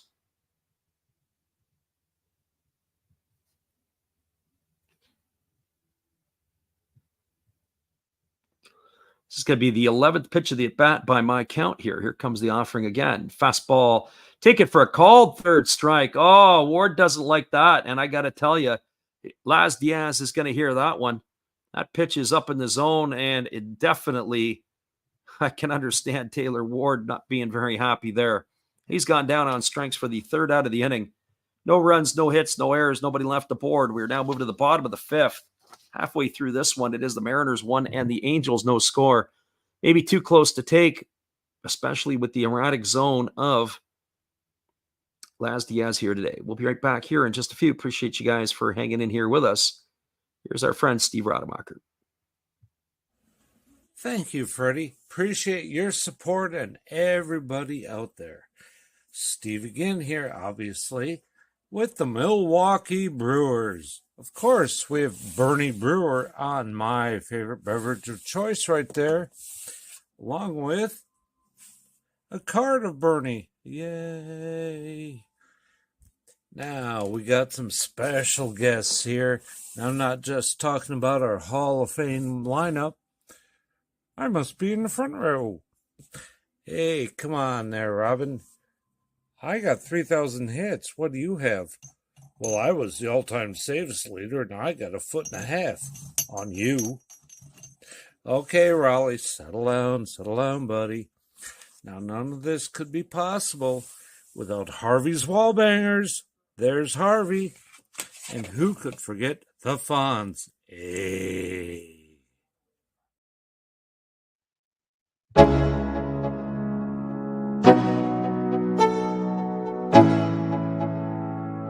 Let's go.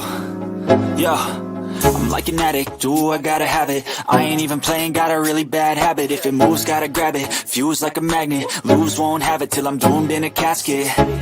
I ain't playing, got a weird mind. If you work 8 hours, I'ma work 9. If the shit tastes sour, you should taste mine. I'ma stay in power for a long time. Get up, nah, I ain't a quitter. Toss me the ball, I'm a really big hitter. Big picture, I'm a straight killer. Rising the song to the highest bidder. Got juice, got gas, I'ma move fast. New shoes, new tracks, like who's that? I'm new, come back, better than last. Yeah, it's a new me, never. Welcome back, everybody. It's Dylan Moore at the plate, and he took the first pitch for a ball, and he found the second pitch away for the first strike. Moore is 0 for 1 today, lined out to the shortstop his first time up. And he pitches a breaking ball that misses down, and the count now goes to 2-1. Where the right-handed hitting shortstop today in place of J.P. Crawford, who went on the injured list with the broken pinky finger that we mentioned earlier in the stream. As the 2-1 is on the way, it's a fastball that misses down, and the count now goes to 3-1. So 3 balls and 1 strike to Dylan Moore. There is action in the Angels bullpen. Hunter Strickland is up and throwing. One would have to think that it's probably going to be the last inning of work for Griffin Canning, who has been as good as he could be here today. I say that because he's been able to get some help defensively as that pitch is fouled away and the count runs full to Moore. Bit of an escape artist, has never had a 1-2-3 inning. And his pitch counts have ratcheted up. The Mariners have been able to take advantage of some of the traffic they've had on the base paths, as they've only been able to get the 1 run off the home run of Mitch Haniger, as that pitch is fouled away into the seats on the first base side, and the count remains at 3-2.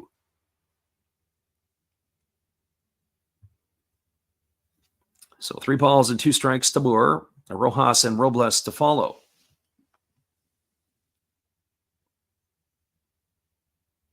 Right-hander Canning rocking into the windup. Here comes the pitch. Fastball swung on, popped up over on the first base side. It's in foul territory. And that ball is going to slice its way into the seats behind the Mariner dugout. The count remains at 3 balls and 2 strikes. Strickland is getting warm with some vigor. So I wonder if he is going to come in here at the top part of the batting order. We'll just have to stay tuned and wait and see if Canning will continue to face the Mariners here after Dylan Moore. Here's the 3-2 pitch. It's on the way. It's a fastball that comes up and in and almost hits Moore. That's going to be ball 4. So he gets himself a leadoff walk, and that'll bring up the top of the order in Josh Rojas. That was a 8-pitch at bat to lead off the inning. Can always take a little bit of steam off you. Just missed hitting his hand.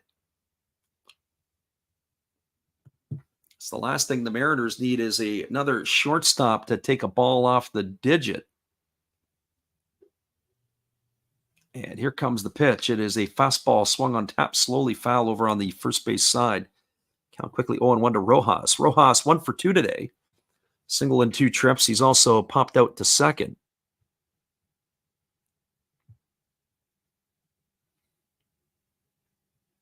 Right-hander against the left-hander. Canning works himself to the belt.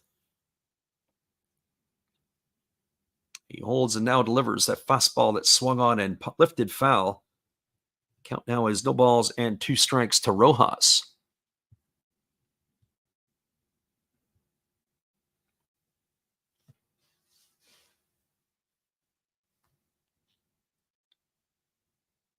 Rojas again, waiting on the offering from Canning. Here comes the pitch. 0-2 is on the way. Fastball swung on, grounded softly over to first, fielded by the first baseman, Shonwell. Back to first, and it's not going to be in time. Going to be a fielder's choice. It's going to erase Moore at second base. That's going to go in the books as a 3-6 putout. Gone for the first out. Rojas is going to beat it out on the trail side. We'll get a look at that one on the back end. Ooh, boy. I wonder if the Angels are going to challenge this one. The Mariners challenged one in the first inning to no avail. Let's see if Ron Washington is going to call up, but no, they're not. They're going to let that one be as it is. So Rojas is safe on the fielder's choice. And that's going to bring Victor Robles to the plate, who is 1 for 2 today. And Robles squares to bunt, and they throw behind the runner down at first, and Rojas comes sliding back safely. They said that Robles had offered, I'm not so sure about that, Laz. The pitch was down and away, and it looked like that he had pulled back in time. But not according to the home plate umpire, Laz Diaz. So no balls and 1 strike it is to Robles. And here's the pitch from Canning. It's a fastball swung on, and it is popped up over on the right side. It's in foul territory. Shonwell battling the sun. He makes the catch in the first base coach's box. That's going to retire Robles on a pop-out to first. He's gone for the second out, and it's going to leave it all up to the catcher, Cal Raleigh.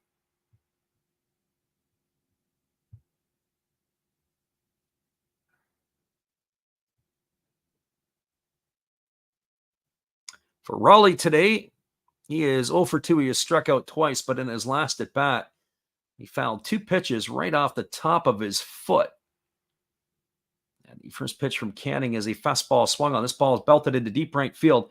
If this ball stays fair, it's going to be trouble, and it is going to be, looks like, is it caught or is it foul? The fielder has gone down into, I don't know, into the tunnel, into the wall. But no matter what, wasn't able, that Joe Adell was able to hang on. It's going to be a foul ball. Or did he catch it? We're going to have to get a different angle on this. Looks like Adell was able to catch it, and he double pinballed off the wall, off the outfield wall, and then into the foul territory wall. But he's able to make the grab for the third out of the inning. And that is going to do it here for out number 3. So Mariners get a leadoff walk, but they are not able to do anything with it. They strand the runner. No runs, no hits, no errors. 1 left aboard. Now moving to the top of the 6th inning. Your score is the Mariners 1, the Angels no score. Stick around. We'll be back in just a bit with all the action. Appreciate you guys for jumping in with us, whether you listen live or on delay. It's great to have you around on the Last Rouse Baseball YouTube channel. We'll be right back in just a few. Well, you've got to have an ace in the hole, a little secret that nobody knows. Life is a gamble, a game we all play, but you've got to save something for a rainy day. You've got to learn to play your cards right if you expect to win in life. Don't put it all on the line for just 1 roll. You've got to have an ace in the hole.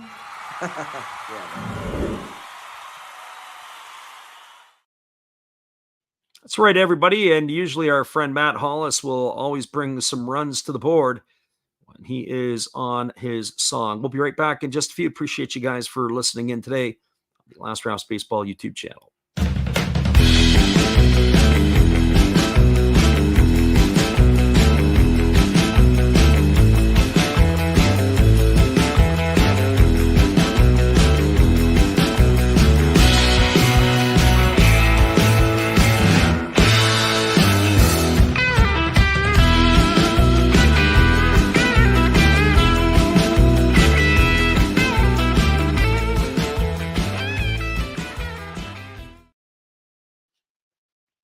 Welcome back, everybody. We're moving to the top of the 6th inning. It is going to be Willie Calhoun, Brandon Drury, and Mickey Moniak to come to bat. And the first pitch from Luis Castillo is a fastball that misses up to Calhoun for ball 1.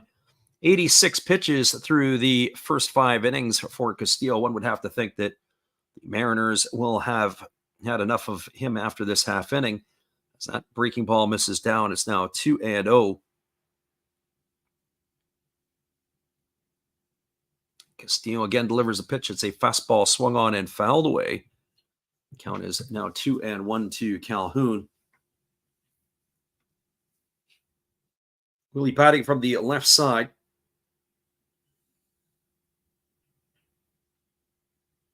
As the right-hander Castillo rocks and delivers, it's a fastball that misses up and away, and the count now goes to 3-1.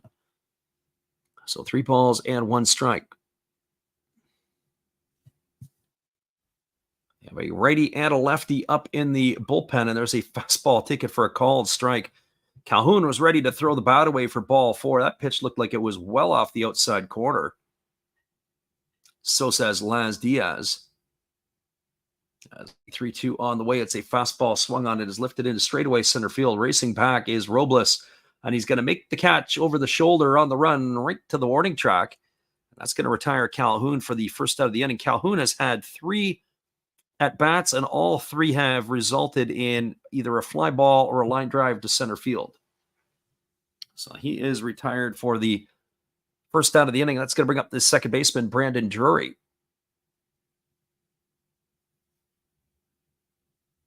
And for Drury, he is 1 for 2 tonight. He's got a single and 2 trips. The pitch on the way is a breaking ball that misses down and away, and the count is 1-0. That base hit in the last at bat for Drury. He has pulled his average closer to the Mendoza line. As there is a breaking ball that misses down, and the count now goes to to a breaking ball that catches the lower part of the plate, and it runs the count to 1-1. So 1 ball and 1 strike. Breaking ball catches the outside corner, and the count now goes to 1-2. He's batting 168 on the season is Drury. Drury actually had a pretty decent run last year for the Angels as he steps out of the batter's box and he's ready to come back in, which was able to renew the contract for him. He hit 62 last year. Fastball misses inside, and the count now goes to 2-2. Drury hit 26 homers, 83 runs driven in. It was almost like he was drinking from the fountain of youth again. Only to go back to this season being absolutely abysmal. There's a fastball swung on. It's grounded over to the left side, fielded by Moore. He throws off line. Locklear crawls the ladder, pulls it down, and applies the tag on Drury. That's going to be a ground out 6-3. Nice help there by the first baseman Locklear to come off the bag and to leap and haul that one in. Dylan Moore threw off balance and his throw was up in the air. But a really nice play there by Locklear to bring it down and apply the tag. That retires Drury for the second out of the inning. Brings up Mickey Moniak. First pitch to Moniak is a fastball taken for a called strike, and the count is quickly 0-1. Moniak 1 for 2 today. He's got a single and 2 trips. He was also caught stealing. As the pitch is a breaking ball waved at and missed. Now the count goes to 0-2. So no balls and 2 strikes to Moniak. Right-hander Castillo rocking into the windup. He kicks and delivers. Fastball taken for a called third strike. Moniak down looking. And that is going to do it here for the Angels in their half of the 6th, and most likely for Luis Castillo for his day today. They go in order, do the Angels. No runs, no hits, no errors, nobody left the board. Now moving to the bottom of the 6th inning, your score is the Mariners 1, the Angels no score. Stick around, everybody. We'll be back in just a few. Appreciate you guys for hanging around with us on the Last Raps Baseball YouTube channel. Be right back after these.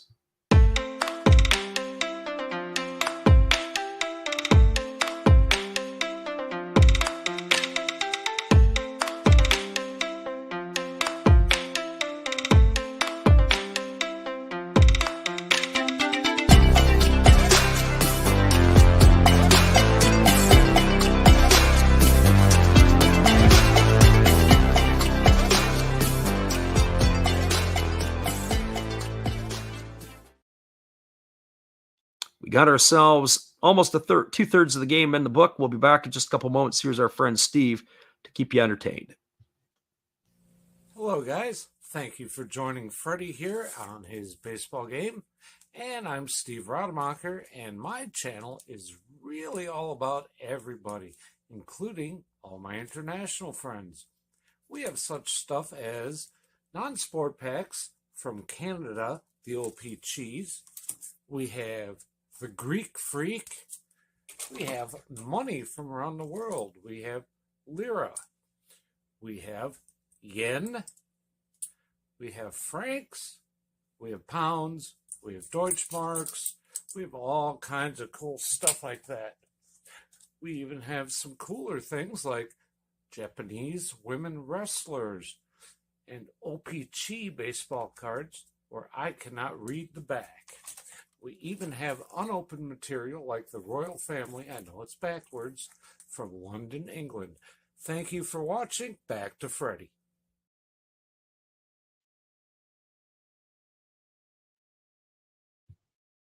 Welcome back, everybody. We're a little slow getting back into the saddle, but the play is yet to resume. I assume we're going to have ourselves a pitching change. The way that Hunter Strickland was heating up in that last half inning would indicate that Griffin Canning is probably done for the day, but we'll get that confirmation here in just a moment. As it does look like, no, it's not going to be Strickland, it's going to be Quijada in the ball game. So we have a pitching change. It is going to be Jose Quijada, who is making his 11th appearance of the season.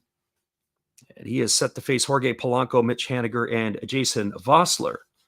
So Jose Quijada on in relief of Griffin Canning.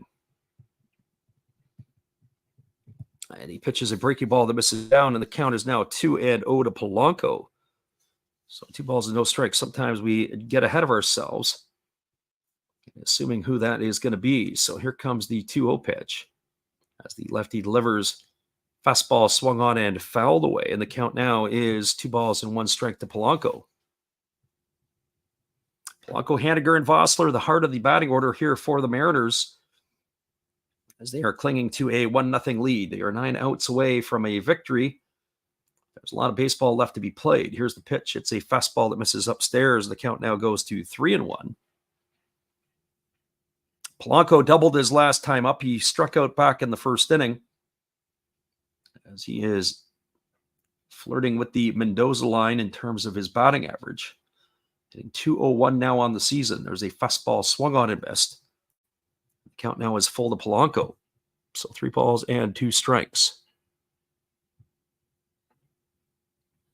As we mentioned, tomorrow we're going to do the Guardians and the Tigers at 10 o'clock in the morning Pacific time, or 1 o'clock in the afternoon if you're on the East Coast. There's a fastball that misses up and away to Polanco, and that's going to be ball 4. So a leadoff walk here for the Mariners in the 6th inning.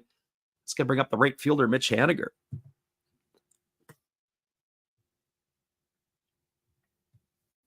And for Haniger today, he has been on base twice. He homered in the 2nd. It's been the only run of the ball game, and he walked back in the 4th inning. So Haniger waiting on the pitch from Quijada, and it's a first pitch fastball taken for a called strike, and the count is quickly 0-1.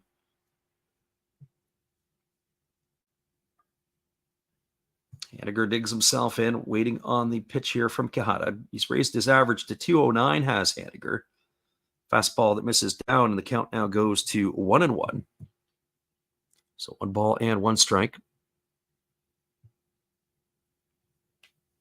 And then on Friday, we may try to squeeze an MLB game in, but we are going to be definitely on the air for the Japanese League, 9 o'clock Pacific, midnight Eastern, for games on Friday and Saturday night. As that fastball is swung on and missed, the count now is 1-2 on Haniger. So 1 balls and 2 strikes.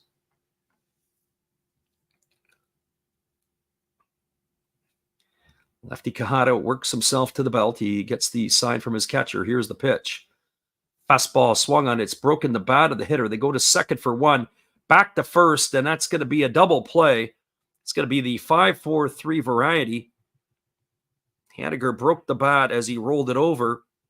Polanco erased for the first out at second on the double play. Haniger on the back end, and that's going to leave it up to the designated hitter, Jason Vossler. Nice job there by Polanco, getting hard down the line to try to break up the double play at second base. He came in, studs down, and it was the second baseman, Drury, got tangled all up with him. There's the first pitch to Vossler. It's taken for a called strike, and the count is 0-1. Interesting, they're leaving Vossler, the DH, batting left-handed in against the lefty Kahada. Vossler 1 for 2 today. He's got a single and 2 trips. He's also struck out. And the pitch on the way is a fastball that swung on and missed, and the count goes to 0-2. Vossler has 2 hits in 5 trips so far this season for the Mariners. Here comes the 0-2 offering. Fastball misses way upstairs. The count now goes to 1-2. Action in the Mariner bullpen. They have a right-hander up in the last half inning. They had a righty and a lefty going. So curious to see what the Mariners are going to go with here. Here's the pitch. It's a fastball swung on and fouled away. The count remains at 1-2. I'm sure whatever can get outs will be what they're going to do. So 1 ball and 2 strikes to Vossler. Lefty Kahada holds himself set at the belt. Here comes the pitch. He delivers. It's a breaking ball that misses down and away, and the count now goes to 2-2. So 2 balls and 2 strikes it is.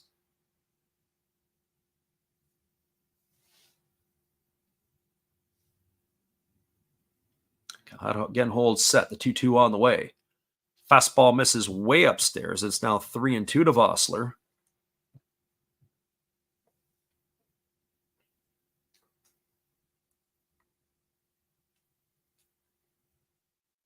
Vossler waggling the bat, waiting here on the offering from the left-hander Kahada.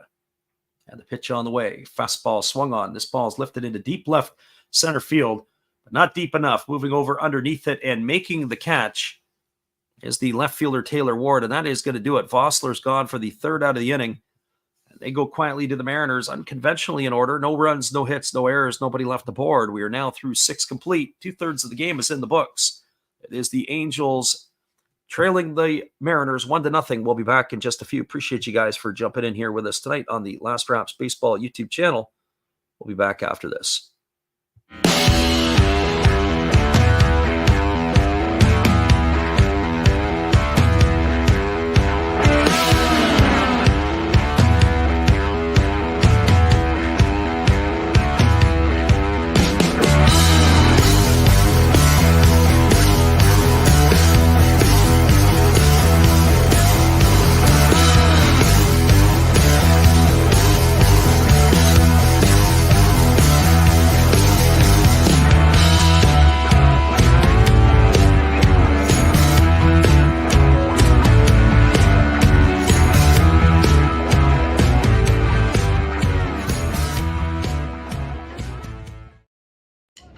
Good evening, ladies and gentlemen. Namaste. Hey, I hope you guys have been enjoying the game.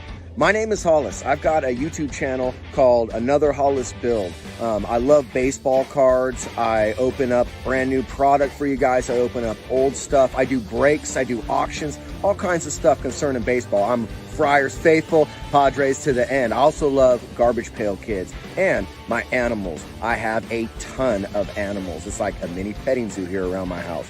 I also love my city. San Diego, baby. I take you all around the city and show you what's up. If you guys dig stuff like that, cruise on over and check it out. It's Another Hollis Build. If you dig it, subscribe. I'd really appreciate to have more follow me along on the journey. Hey, either way, you guys have a wonderful day or a beautiful, beautiful evening. No matter which one it is, make sure that you make it great, my friends. Big up Last Raps Baseball. Yeah, Freddie, let's go. One love and peace. Yeah, man.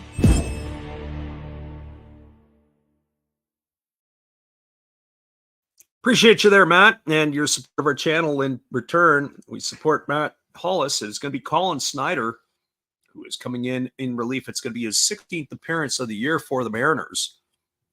So he is taking over for Luis Castillo. And the first pitch is a fastball that misses up and away to Zach Neto for ball 1. Neto, Theis, and Adele in the batting order, slated to face the right-hander here.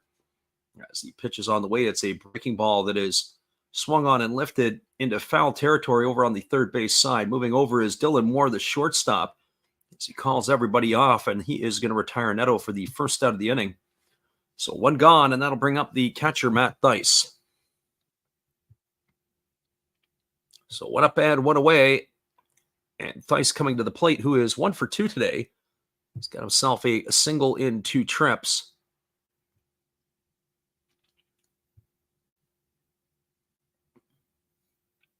Thaiss batting from the left side against the right-handed throwing Snyder.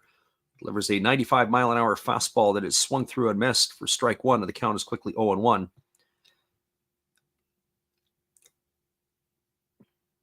Theiss's single came in the 4th inning, and he was erased on a fielder's choice. He's raised his season average up to 237 with that knock. There is a fastball that looked like a cutter that is swung on and missed. Lots of movement here from the right-hander Snyder. Our first look at him this year, I haven't seen him under the pen before. We follow the Mariners, but we don't always watch the Mariners. My first look at him, he's got a lot of nastiness in his pitches.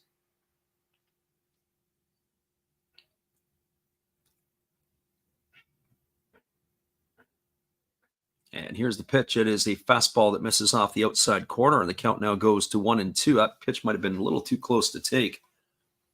Laz Diaz behind the plate. He has been going up with the right hand frequently today. So 1 ball and 2 strikes to Thaiss as the pitch is on the way. It's a fastball swung on and missed. And Thaiss is gone on strikes for the second out of the inning. That one also looked like the cutter. So 2 strikes here, and that is going to bring up the right fielder, or 2 gone here. That's going to bring up the right fielder, Joe Adell. Curious to see what the Mariners are going to do to close this one out. I would think that Andres Munoz would be the closer to this one. First pitch fastball swung on and lifted foul down the right field line. Count is quickly 0-1 to Adell.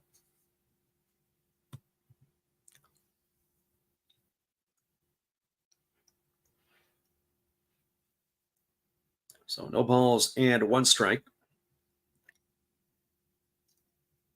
As the right-hander delivers, there's a breaking ball that is swung on and missed, and the count now goes to 0-2. So no balls and 2 strikes to Adell. Adell bounced into that fielder's choice back in the 4th inning, and he's also struck out looking. Here's the pitch.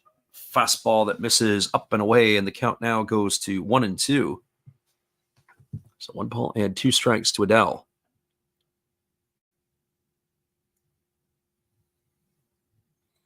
We'll post up our upcoming schedule in the next little bit, and hopefully you guys can join us. There's a fastball swung on. It is pop foul, but it's going to reach the seats over behind the first base dugout. The count is going to remain at 1-2. Santos up and throwing in the bullpen for the Mariners. They also have a lefty who's hanging around over there as well. So here comes the 1-2 pitch. They've really worked off the outside corner, and it's a breaking ball swung on and fouled away. I don't know if Snyder hit his spot. He left that over the plate a little bit too much for Adell.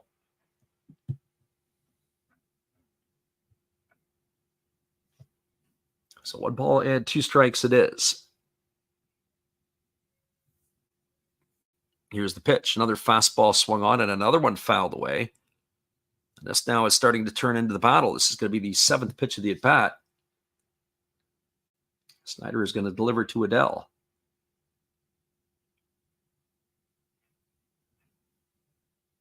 Snyder gets the sign from his catcher, Raleigh. Looks like they're going to work him up the ladder. Here's the pitch. Fastball swung on. It's lifted down the first base line, giving chase as Locklear. Is he going to have room? No, it's going to slice into the seats, and it's going to keep the battle going. As this is going to be the 8th pitch of the at-bat.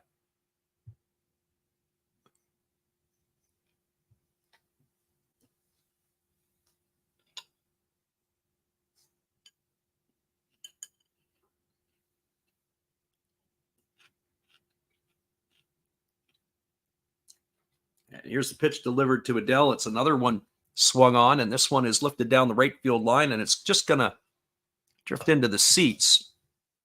And yet we're going to continue this battle here.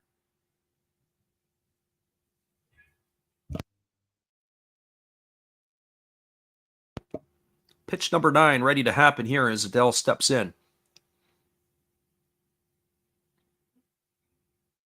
Unreal. Classic little battle here. 1-2 pitch on the way. Snyder delivers. And it's a changeup that is swung on and missed. Took a little bit something off it. Adele was way out in front. He goes down on strikes for the 3rd out. And that is going to do it. Snyder does his job as he comes in and retires the Angels 1-2-3. No runs, no hits, no errors. Nobody left the board. We're moving to the bottom of the 7th. Your score is the Mariners 1 and the Angels no score. Hang with us, everybody. We'll be back in a little bit with all the action right after this. Appreciate you guys for listening in with us on the Last Raps Baseball YouTube channel. Be right back after these.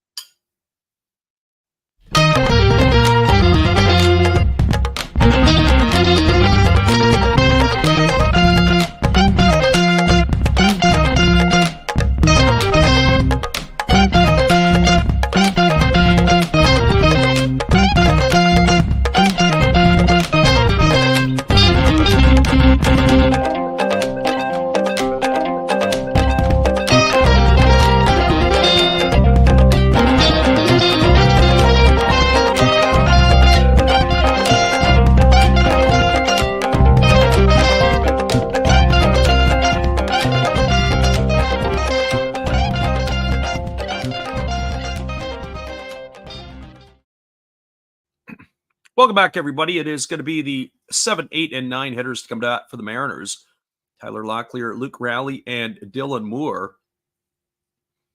As we are anticipating a pitching change. Looks like we have a bit of a problem here. I don't know if that's Krause on the mound or not.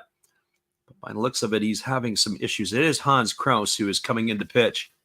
He is having himself, it looks like, some difficulty with the earpiece that Major League Baseball has allowed these to use. It's going to be the 15th appearance for Krause. He has worked 14 in the 3rd innings, 17 strikeouts, 8 walks, and a 1.88 ERA.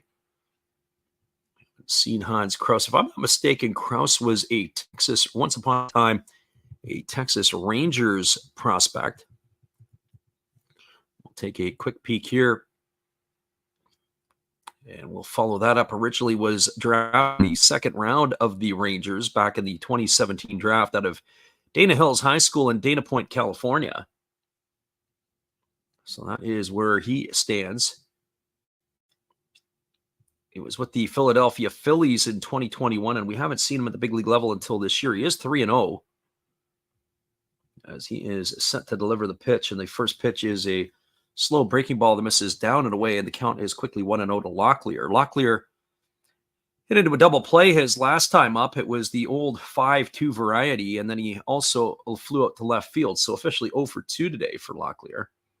Fastball taken for a called strike. The count is 1-1. First time I've seen Krause pitch. He's got a lot of arms and legs going on here in this one. As the right-hander holds himself to the belt, here's the pitch. It's a fastball that swung on and missed, and the count now goes to 1-2. When I look at Krause over the course of his career, as we said, he was originally drafted by the Rangers. He was involved in the trade to Philadelphia as there's a fastball lifted into deep left field, moving over underneath it. Making the catch is Taylor Ward. Had to battle the wind a little bit, but that is going to retire Locklear for the first out of the inning. He was traded with Kyle Gibson, Ian Kennedy, and cash to the Phillies in return for Josh Gessner, Kevin Gowdy, and Spencer Howard. And then he was elected free agency in 23 and signed with the Angels here in February of this year. There is a changeup that's taken for a called strike by Luke Rowley. Counts 0-1. Rowley 0 for 2 today. He has flown to left and struck out his 2 trips to the plate. As the pitch is on the way, it is a breaking ball that bounces up, and the count goes even to 1-1. Raleigh has flown to left, struck out his 2 trips. As the right-hander works himself to the belt, and now he's ready to go again. He kicks and fires. Fastball swung on. It's going to be lifted down the left field line. It's going to get itself into the seats, and the count now goes to 1-2 on Raleigh.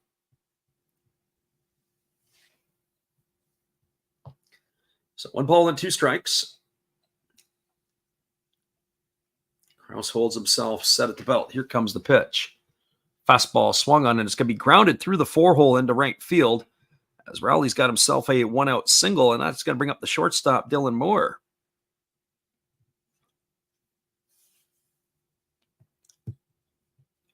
So Moore comes to the plate, and he's got a walk, and he's also lined out to the shortstop.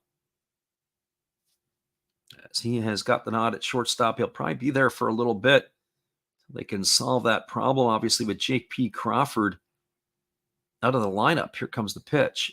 Fastball taken for a called strike. The count is 0-1. Of course, Crawford has the broken pinky finger that has landed him on the injured list.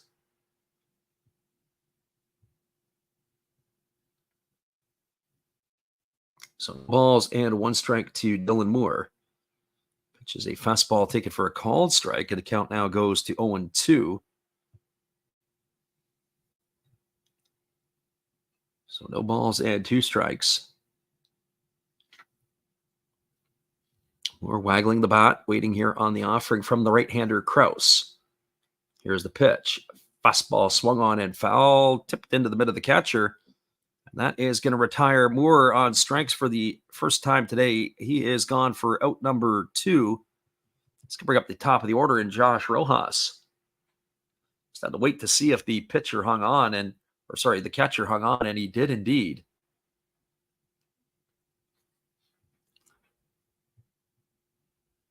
So 2 gone, top of the order for the Mariners here in the 7th inning. Rojas today is 1 for 3. He's singled, and he has, well, check that. They got him listed as 0 for 2. They said he walked in the 3rd inning. We had him down as a single. Well, I guess he is. He's bounced into a fielder's choice, and he has popped out to 2nd. So I guess that's one little piece that we didn't have. So Rojas officially 0 for 2 on the afternoon. His average is at 236. That's interesting. He started the game at 234, so maybe they've got this wrong. There's a fastball delivered. The throw down to 2nd as the runner, Raleigh, is on the move, and the throw's not going to be in time. Raleigh's going to get his 7th stolen base of the year. I have to double check that. I'm pretty sure that Rojas had himself a base hit. I think that they are incorrect. But we'll make the correction on that one if we so have to. I guess Rojas did walk. So how does this average go from 234 to 236? Unless they ruled that it couldn't have been a base hit because he had a fielder's choice back in inning number 5. There's a pitch that's down in the dirt. A good block there by the catcher, Theis. Keep that ball in front. And it's now 1 ball and 2 strikes here to Rojas.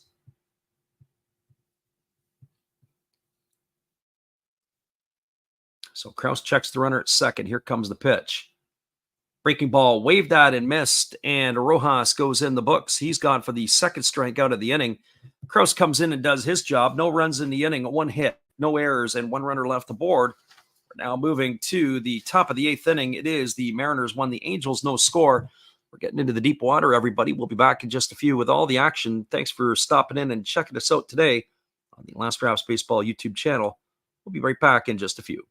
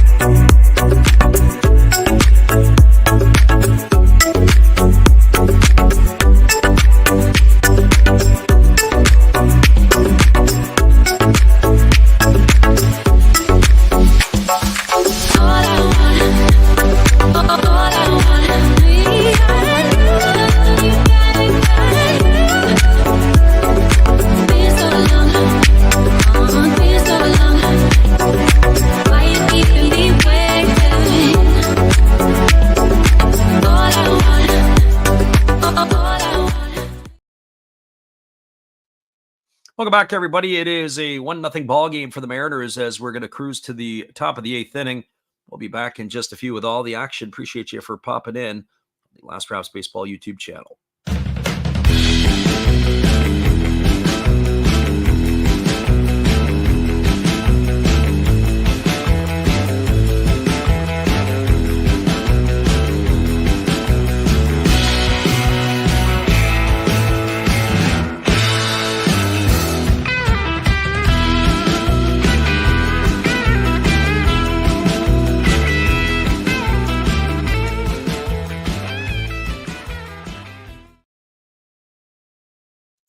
Welcome back, everybody. It is going to be the top of the order coming to bat, and it's going to be Gregory Santos, who is making his 4th appearance of the year. He has worked 3 1/3 innings. He's allowed 1 earned run. He has struck out 2 and walked 1 so far this year. So Gregory Santos on in relief. He'll be the 3rd pitcher used today by the Mariners. And the first pitch to Nolan Schanuel is a fastball that misses down and in for ball 1. Today, Schanuel at the plate. He's been on base twice. He's got a single and 2 trips. He's also drawn a walk. And he pitches a breaking ball that misses down, and the count now goes to 2-0. To say Schanuel's got some pretty good plate discipline, the way that he is able to get himself into positive counts. I was looking at his numbers last year, and last year he was one of those players who, in limited action, walked more than he struck out. I think, if I remember right, had 20 walks and 16 strikeouts in limited play. There's a fastball at 100 miles an hour taken for a called strike, and the count now goes to 2-1 on Schanuel.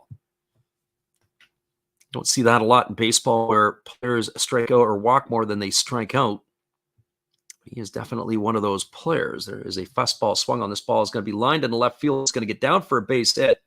Rowley, moving toward the foul line, picks it up, fires it back in, and Schanuel's got his 2nd hit of the ball game.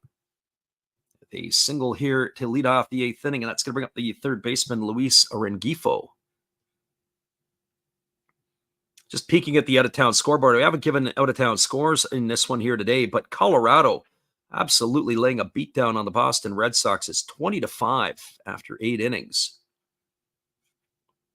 That one definitely popped. Games of interest here. Houston is beating Oakland 8-1. Fastball misses upstairs as the Houston Astros will be battling the Mariners for the top spot from here to the end of the year. So I'll always be taking a peek there. So he pitched, delivered to Rengifo. It's a fastball swung on, popped up over on the 3rd base side. Racing over and sliding as he crashes into the fence is the 3rd baseman, Rojas. Good effort by him. That's going to land as a foul ball, and the count goes to 1-1 on Rengifo. As I say, when I think of the stat leaders and I think of guys who walk more than they struck out, in the last 15 years, you can always think about Buster Posey and Joey Votto being in that conversation. As the pitch is on the way, it's a breaking ball swung on, and it's going to be lifted foul down the right field line. Now the count goes to 1-2 on Rengifo. Currently with qualified at-bats this year, Juan Soto is definitely one of those. He's got 81 walks and 72 strikeouts. But once you get through Soto, it starts to become a lot further and fewer between. Mookie Betts was one of those this year as well. Till he went down, he had walked 47 times and only struck out 34. As Rengifo swings at a breaking ball and misses, he's down on strikes for the first out of the inning. So 1 gone, and it's going to bring Taylor Ward to the plate. With Schanuel at first, Ward has been an absolute nuisance to Luis Castillo early in the ball game. He had taken up a ton of his pitches. Other players who are in the more walks than they struck out department, Kyle Tucker is in that group. As the first pitch fastball is swung on and missed by Taylor Ward, the count is quickly 0-1. He has walked 46 times to 41 strikeouts. Now, mind you, Tucker has missed games because of injury, so he still qualifies. As there's a breaking ball swung on and fouled away, and the count now goes to 0-2 on Ward. Other players that come to my mind, I don't know if they're in the qualified leaders. Stephen Kwan would be one of them as well. His ability to walk more than he strikes out is very impressive. Very good plate discipline. pitches. A fastball swung on and another one lifted away. I have to say, Taylor Ward has been impressive today, the way he's been able to battle off pitches and stay alive in the at-bats.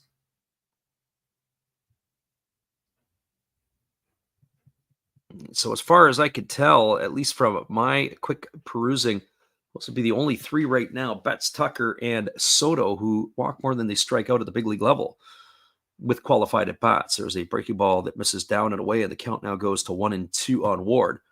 As I mentioned, Stephen Kwan, and I didn't see him.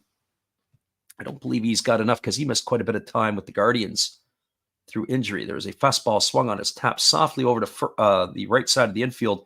It's cut off by the pitcher, who fields it, an underhand flips it to first. So Ward's going to be retired. That's going to go as a ground out 1-3. Ward is in the books for the second out of the inning, and that's going to bring up the designated hitter, Willie Calhoun.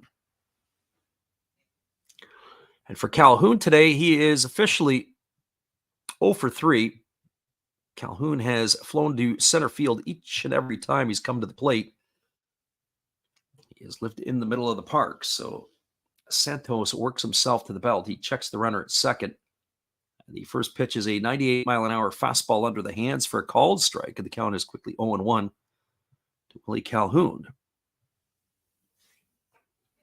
Should Calhoun get aboard, he'll be followed by Brandon Drury. Santos checks the runner, now delivers. Breaking ball misses down, and the count now goes to 1-1. So 1 ball and 1 strike.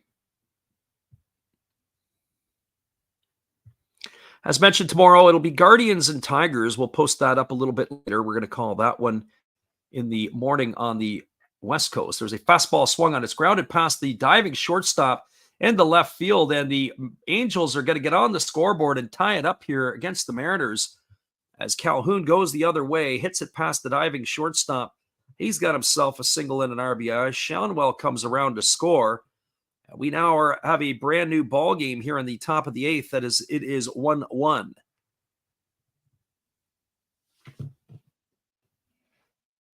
So not quite the baseball that the Mariners were hoping for here, because obviously with that 1-0 lead on the run by Haniger, they were trying to close this baby out. But now Santos has given up a run, and that is going to bring up the second baseman, Brandon Drury. Looks like we may have a runner for Calhoun over at first base. I didn't catch the number of that player immediately there. It looks like it could be Kevin Pillar.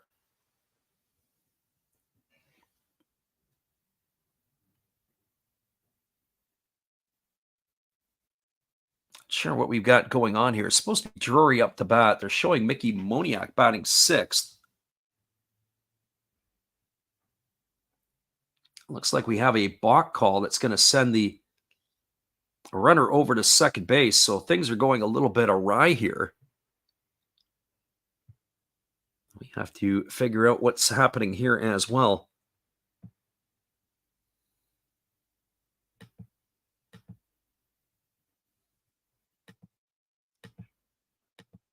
As we'll try to get ourselves caught up on what's happening. We have a little bit of an injury issue here. I don't know if that's the pitcher, Santos. He's doubled over on Payne. So that was a balk that has moved Kevin Pillar over to second. And Santos is in a heap of trouble right now. It looks like he is bending over at the waist. I think his day is going to be done. He's going to start walking off the field. It looks like we're going to have a mid-inning pitching change here, as his day is going to be finished. But Kevin Pillar is the runner. It is Brandon Drury, unless, of course, Moniak is batting out of order. So Kevin Pillar is the runner now at second base. Santos is done. We got ourselves a pitching change. Hang tight, everybody. We'll be right back in just a few. This game is all locked up at ones. We'll be right back in just a couple moments. Hang tight. Here's our friend Steve. Hello, everybody. Steve Rodmacher coming back at you again. And during this pitching change, for a change of pace, let's open some baseball cards. We'll get through these quickly. 2023 Topps Big League. We have rookie card of Tyler Freeman. to go along with a Matt Chapman. And why not a Jake Cronenworth? Shoot 'em, Jake! We do have a rookie card of Brett Beatty. That's pretty cool. To go along with the uncommon Carlos Correa. Pretty common to me, but what do I know? Trey Mancini. To go along with a rookie of Kodai Senga. Freddie, tell them about Kodai. And one of my favorites, Devin Williams of my Milwaukee Brewers.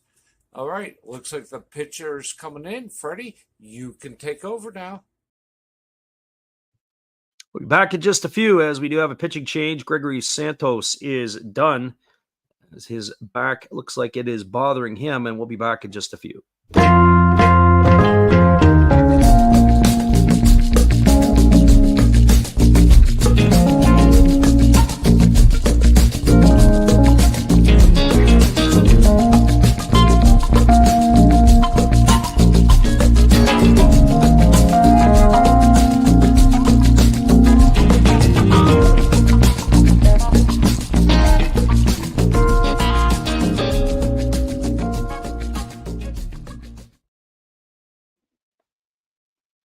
Welcome back, everybody. It is a pitching change for the Mariners as they are now going to be turning it over to a right-hander. It looks like when Santos had come off the mound to field the ball, you could tell as he had fielded it, something was bothering him on his way over to first base. And so maybe on the landing or whatever it was, I'm not sure specifically, but it looked like when he was making his move over to to field the ball, to flip it to first, is where he has jarred something. That's the last thing the Mariners want, is another pitcher and another player on the DL. But we do have a pitching change. It's going to be Trent Thornton, the right-hander, coming in. He's making his 45th appearance of the year. He has a 3.97 ERA in 45 and a third innings of work. He's struck out 49 batters. He's only walked 13. So Trent Thornton on in relief of Santos.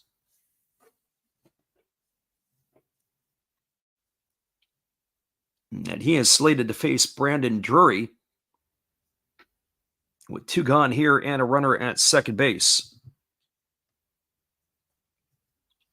He's just completing his warm-up tosses. He's given a little bit extra time to get himself ready here to face the Angels in this half inning. I would have assumed we would have saw Munoz in the 9th. I still think that may be the case, but sometimes teams, whether it's a safe situation or not, will still put their closer in the 9th, and then they start working their way backwards with their next best option, who they think would be more for the 10th inning. So Thornton's just completing his warm-up tosses, and we got our friend the hobbyist in the house. We welcome you to the stream. We appreciate you for being here. Some rare afternoon baseball action. We're going to call some more tomorrow as we are going to be doing the Tigers and the Guardians. That'll be 10 o'clock on the West Coast and 1 o'clock on the East Coast. Our friend the hobbyist says commercials. Yeah, right now, not much. We've already ran through a couple here, or we're just waiting for the pitcher to complete his tune-up tosses as he's come in replacement, as Thornton has come in to replace Santos. It's a 3-horse race in the American League West right now, with the Astros and the Mariners tied for the top spot. And then you've got the Rangers at 3 games back. And they're saying Rangers could be sellers at the deadline. What for? You're 3 games back. So 2 gone here. Trent Thornton's completed the warm-up tosses, and stepping in here, it's Brandon Drury. Drury today is 1 for 3. He's got a single in 3 trips. Hobby says, how are we doing today? We're doing not bad, other than the fact that we have our foot up as we have a little attack of gout going on, but that's the way she goes. Here's the pitch. It is a breaking ball that misses down and away, and the count is 1-0. Don't think it was anything that was induced by food as much as it was through dehydration on the weekend. Haven't had an attack in over a year, well over a year. And could do without any future ones as well. Here comes the pitch. breaking ball swung on. This is lined into left field. It's going to be down for a base hit. Robles moving to his right, cuts it off. And Kevin Pillar is going to score from second. An RBI single for Drury, his second hit of the ball game. That is going to put the Angels up 2-1 here in the 8th inning. So all of their runs have come here in the 8th. As that pitch was left over the dish, and Drury able to turn on that pitch for a single into left center with an RBI here to put the Angels up 2-1. Our friend the Hobbyist says, good game. It's been an entertaining game for sure. Let's see if they... Now, it looks like that Drury is going to be gunned down trying to go to second. I don't know what's going on here. We've got all kinds of craziness. We got our friend Ron Washington is out on the field. He's arguing with Trip Gibson and with Laz Diaz. I don't know if they're going to want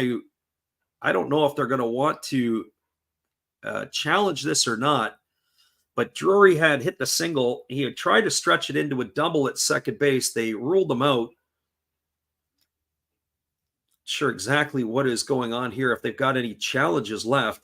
Drury's hands are up in the air. He's not sure what's happening here. He thinks he's safe. Washington's ticked off. We're watching here. And it looks like he swam him. No, he's out. The glove, it looked like he got the thumb of Drury when he was sliding in. I don't think that's much to replay on that one at all.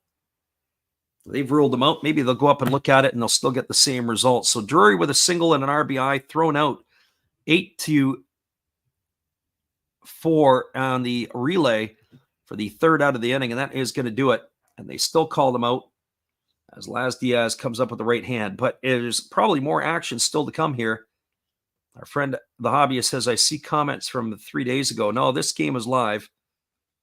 No comments on this one here. That is going to be Mickey Moniak will come up leading off for the next inning for the Angels.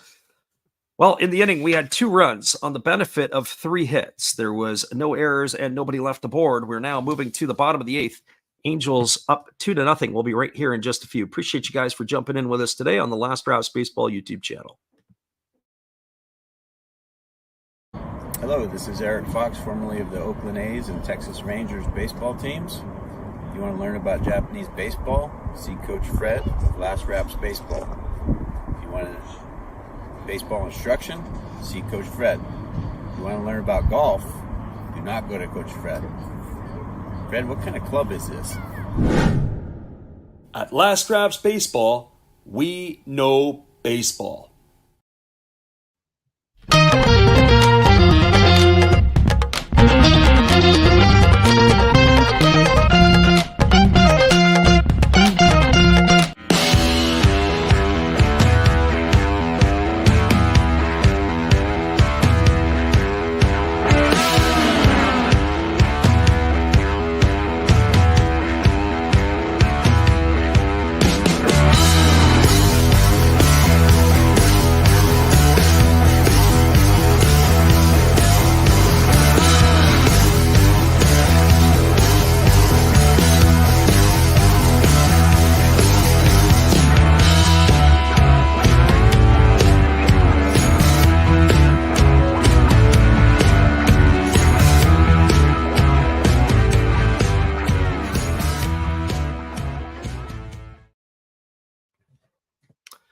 Welcome back, everybody. Let's see what's going on over here. Laz Diaz is getting into it with the bench of the Los Angeles Angels. He is been held up by Ron Washington. I don't know if there's been an ejection here or not, but Washington came out of the dugout and put his hands on Laz Diaz. So I don't know if he's gunned somebody or not. I guess we're going to have to wait and see. There is a pitching change for the Angels, as they do have Garcia coming into the ball game, and the first pitch looks like it's come inside and hit Victor Robles. Now, Robles is walking as if he's going to first base. I don't know if they're going to haul him back or not, or what the deal is there, but it looks like he's been hit by the pitch. All kinds of craziness going on here in the last little bit. Oh, boy. I don't know. I think I might want to take a look at that one. I don't know if Robles got hit, or if they're going to have to review that one. That's going to be interesting here. And it looks like they're going to go up for a review. They're not confident. So the replay booth is in full effect. This game has kind of been, you could tell early on, just the way that the some of the calls were being made or weren't being made was going to lead you to one of these. And you do have a pitching change right now as the Angels have gone to the bullpen. And they have brought in a new right-hander. And so that's where we're seated at right now. So we'll get you the updates here. Robles is standing on first base, but I think he's going to get called back. Luis Garcia had replaced Hans Kraus. First pitch he threw. And if it did, I want to see the evidence on that one. So Laz Diaz is on the phone with New York.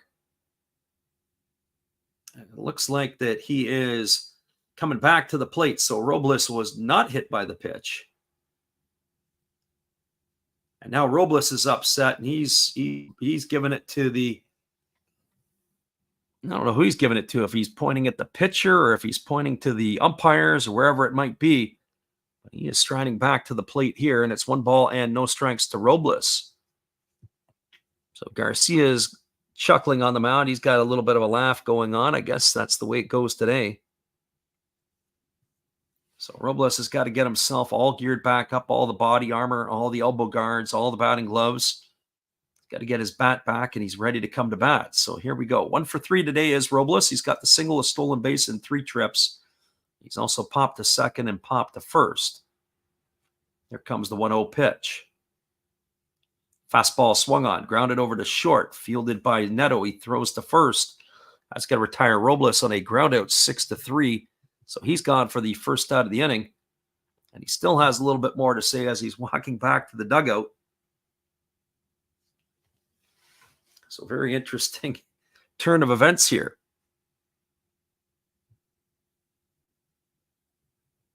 That brings Cal Raleigh to the plate. Raleigh today is 0 for 3. He has struck out twice and flown to right. The first pitch is a 97-mile-an-hour fastball that he swings at and fouls away. And the count is quickly 0-1. A lot of late inning scoring here by the Angels to give them the 2-1 lead. Really, the game shouldn't be as close as what it is. The Mariners had all kinds of opportunities to stick it to the Angels early on, and they just couldn't capitalize. There's a changeup that is swung on and fouled away, and the count now goes to 0-2 on Raleigh. They had opportunities to close the deal here, but not able to do it. Andreas Munoz is heating in the bullpen, so we're going to see him for the 9th. Here's the pitch. Fastball swung on, lined over the head of the second baseman, Drury, into right field. So an 0-2 pitch, absolutely drilled there by Raleigh. He's got himself his first hit of the afternoon. That's going to bring up the second baseman, Jorge Polanco.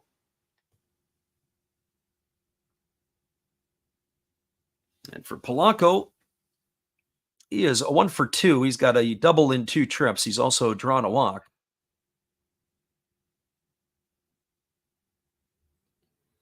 The right-hander Garcia working himself to the belt. Here comes the pitch. First pitch fastball swung on. Hit the deep left center field, but not deep enough. Moving over and making the grab is the center fielder Moniak. And then retreating back to first is Raleigh. So Polanco in the books for the second out of the inning. That's going to leave it all up to the right fielder, Mitch Haniger. For Haniger today, he has accounted for the Mariners' only run. He had a home run back in the second. He's also walked and grounded into a double play. So officially 1 for 2 on the books.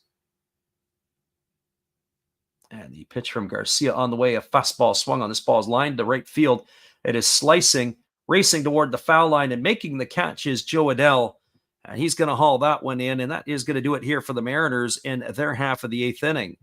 No runs in the inning. They strand a runner as there's 1 hit, no errors, and 1 left aboard. We are now moving to the top of the 9th inning. Your score is the Angels 2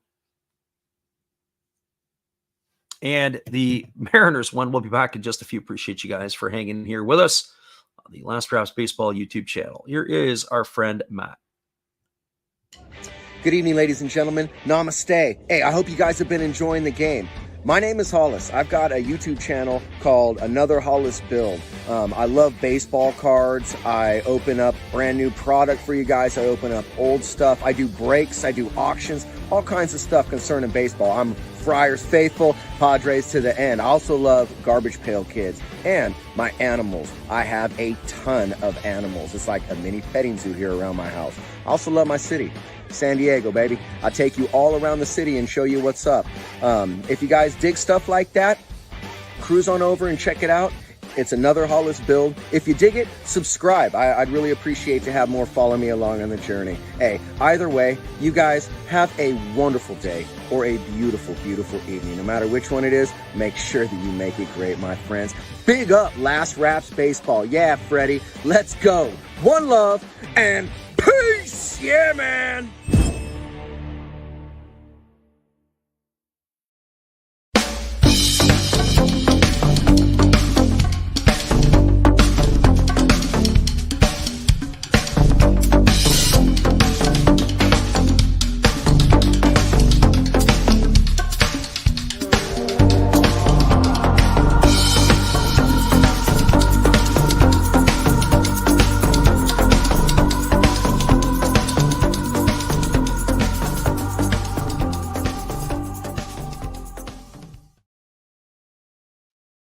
Welcome back, everybody. It is going to be Mickey Moniak, Zach Neto, and Matt Thice to come to bat. It looks like Robles and Garcia are playing a little bit there. Got some news from around the MLB. Kevin Kiermaier has announced that he is going to retire after the current season, especially after the way that this season is ending for him in Toronto. It's going to be Taylor Saucedo who's going to be taking over the lefty here. So a pitching change for the Mariners. So Taylor Saucedo on the mound, and the first pitch that he delivers to Mickey Moniak is waved out and missed, and the count is quickly 0-1. Moniak today 1 for 3, a single and 3 trips. He's also flown out and struck out. Just catching up on some news around the MLB as that breaking ball is swung on and missed as well. 0-2 here to Moniak. He's looked sick on both of those. As Moniak ready to go again. Here's the pitch. Breaking ball swung on, tapped softly down the first baseline, foul. There's word on the street that the Yankees are interested in Jonathan India, the Cincinnati Reds. And he is having a resurgent season, and there's talk about him maybe getting dealt to the Bronx Bombers. There's a breaking ball swung on and missed. Moniak in the books. He's gone for the first out of the inning. So one gone. And that is going to bring up the shortstop, Zach Neto.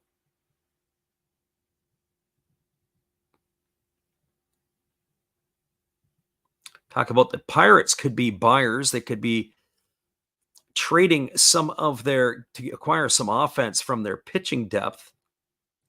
Interesting to see what kind of movement that they would make to be able to do that. Of course, there are a number of names that possibly could be on the move. There's a fastball swung on, is grounded up the middle for a base hit, and Neto's aboard with a single, a one-out single here. That's going to bring up the catcher, Matt Thice.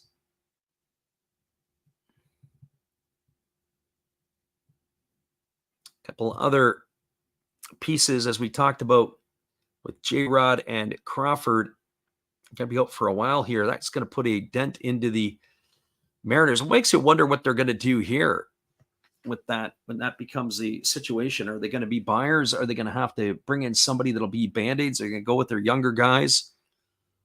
Trader Jerry's going to find out. There's a fastball that swung on, and Matt Thice fouls it off his foot. So the catchers today, both at the plate. Cal Raleigh in the same at bat fouled 2 off of his foot. Thice has fouled him 1 off of here.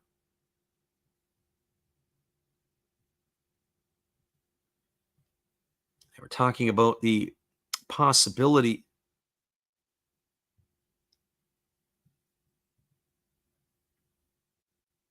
of who else that could be. They also say that Yelich is meeting with a spine specialist tomorrow, Christian Yelich, and he could require season-ending back surgery. That would be just tragic news. Now the manager and the trainer are out with the umpire talking to Matt Thice. We're going to see if he's going to be able to continue.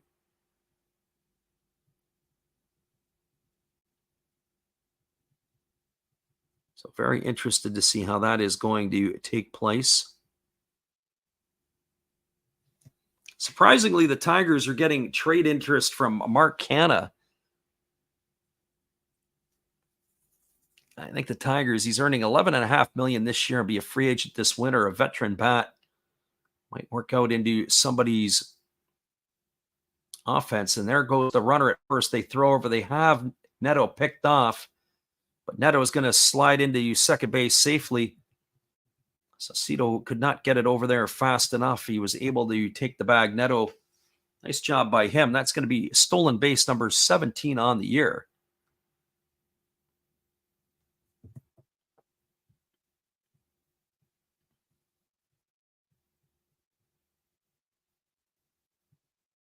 And now there goes the runner again, and it's swung on and fouled away. Oh boy, if Dice would have held on, Neto would have had third stolen easily. But he fouls that pitch away. It's now no balls and 2 strikes. They were saying the Houston Astros are somebody that is interested in Isaac Paredes. We heard that earlier before the game, that Paredes could be on the move. Interesting that the Astros would be the ones coming and knocking on the door. There's a breaking ball that misses down and away. Count is 1-2. Paredes as a third baseman. I wonder what they're going to do with Alec Bregman. Or what they would do with Paredes. Paredes, to me, does not project as a second baseman unless they consider moving him over to first. Not sure what their first base options are these days after the movement. So that would be a big wrench into the other part. They did say that the Orioles are willing to trade Mountcastle and Mullins. There's a breaking ball that is down, and Laz Diaz goes up with the right hand, saying that Theis went around. He has gone in the books for the second out. That is going to bring up the right fielder, Joe Adell.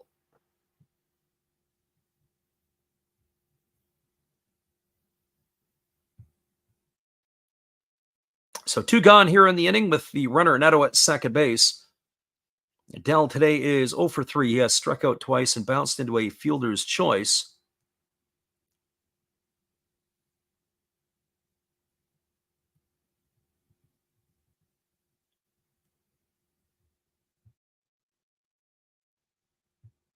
So Saucedo ready to go again. He gets the sign from his catcher, Raleigh, as he works himself to the belt. Here comes the pitch.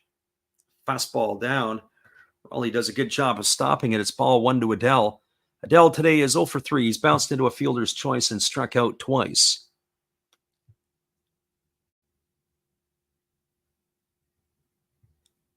As the lefty Saucedo delivers, it's a breaking ball swung on and chop foul over on the third base side. And the count now is even at 1-1. Here in the top of the 9th inning, it is a 2-1 lead for the Angels. Mariners are going to have their last wraps in just a few. See what they can do with their piece. There's a breaking ball that is swung on and fouled away down the right field line, and the count now is 1-2 to Adell. So 1 ball and 2 strikes.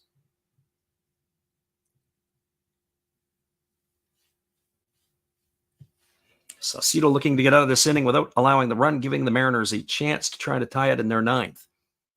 Change-up misses outside. It's now a 2-2 to Adell. Looking ahead, it'll be Vossler, Locklear, and Raleigh to come to bat in the 9th.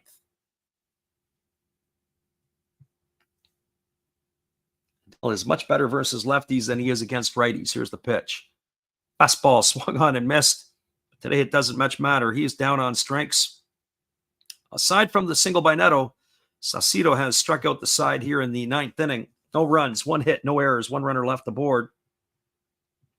And we are now moving to the bottom of the 9th inning. Your score is the Angels 2, the Mariners 1. Stick around, everybody. We'll see what happens here in the bottom of the 9th. Appreciate whether you listen live or on delay. It's great to have you with us. Hang tight. We'll be right back in just a few.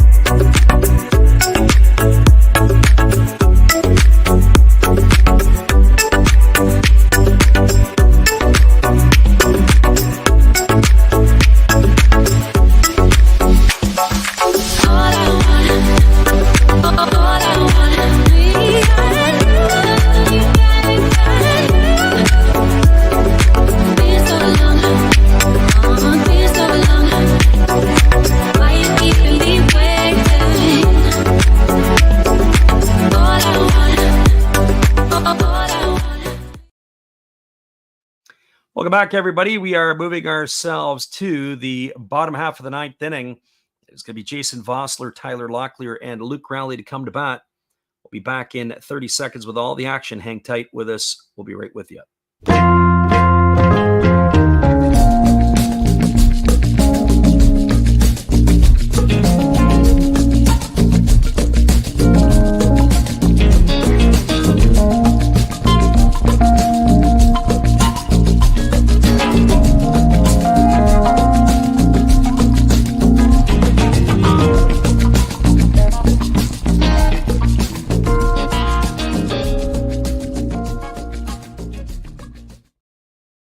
Welcome back, everybody. It is Carlos Estevez who is coming on. He's got 19 saves on the season. He's looking for save number 20. He is looking to try to seal the deal here for the Angels in this one. He's 19 for 22 in save opportunities. Our friend the hobbyist says he loves games like this. Yeah, you got to like it. It's coming down right to the last little bit as the bottom of the ninth inning is going to bring up Jason Vossler, Tyler Locklear, and Luke Rowley. And the first pitch to Vossler is a fastball right down the middle that is swung on a belted foul into the seats down the right field line. That was a 94-mile-an-hour four-seamer. Gets hook-barreled into the seats, so no balls and one strike to Vossler. Estevez back to work, delivers. It's a breaking ball swung on. It is lined right up the middle and caught by the shortstop Neto. They had him perfectly positioned just to the left of the bag at second base. Vossler hit the ball on the screws, but right to the glove of the shortstop for the first out of the inning. So one up and one away, and that'll bring up the first baseman, Tyler Locklear. As we said before, the Mariners had plenty of opportunities early in the game to put the Angels away. Fastball swung on and missed, and the count is quickly 0-1 to Locklear, including the inning where they loaded the bases with nobody out, and Locklear hit into a double play, the old 5-2 variety. Gifo had fielded the ball at third, stepped on the bag, and then relayed home to be able to retire the runner Jorge Polanco trying to score. As that last pitch is fouled away, and the count is 0-2. So no balls and two strikes to Locklear as Estevez works himself to the belt. Here's the pitch. That's a breaking ball that misses upstairs, and the count goes to 1-2. So one ball and two strikes to Locklear, one gone here in the bottom of the ninth inning. Mariners find themselves in a hole 2-1 to the Angels. Estevez holds set, now delivers.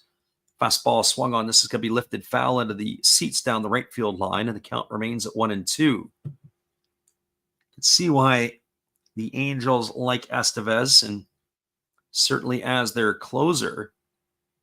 The big fella here, he's got a really heavy ball, just the way that he delivers. Here's the pitch. Breaking ball that misses down and away, and the count now goes to 2-2. So 2 balls and 2 strikes. Just as the kind reminder, we're going to be on the airwaves tomorrow. It'll be Guardians and Tigers, 10 a.m. Pacific, 1 p.m. Eastern time.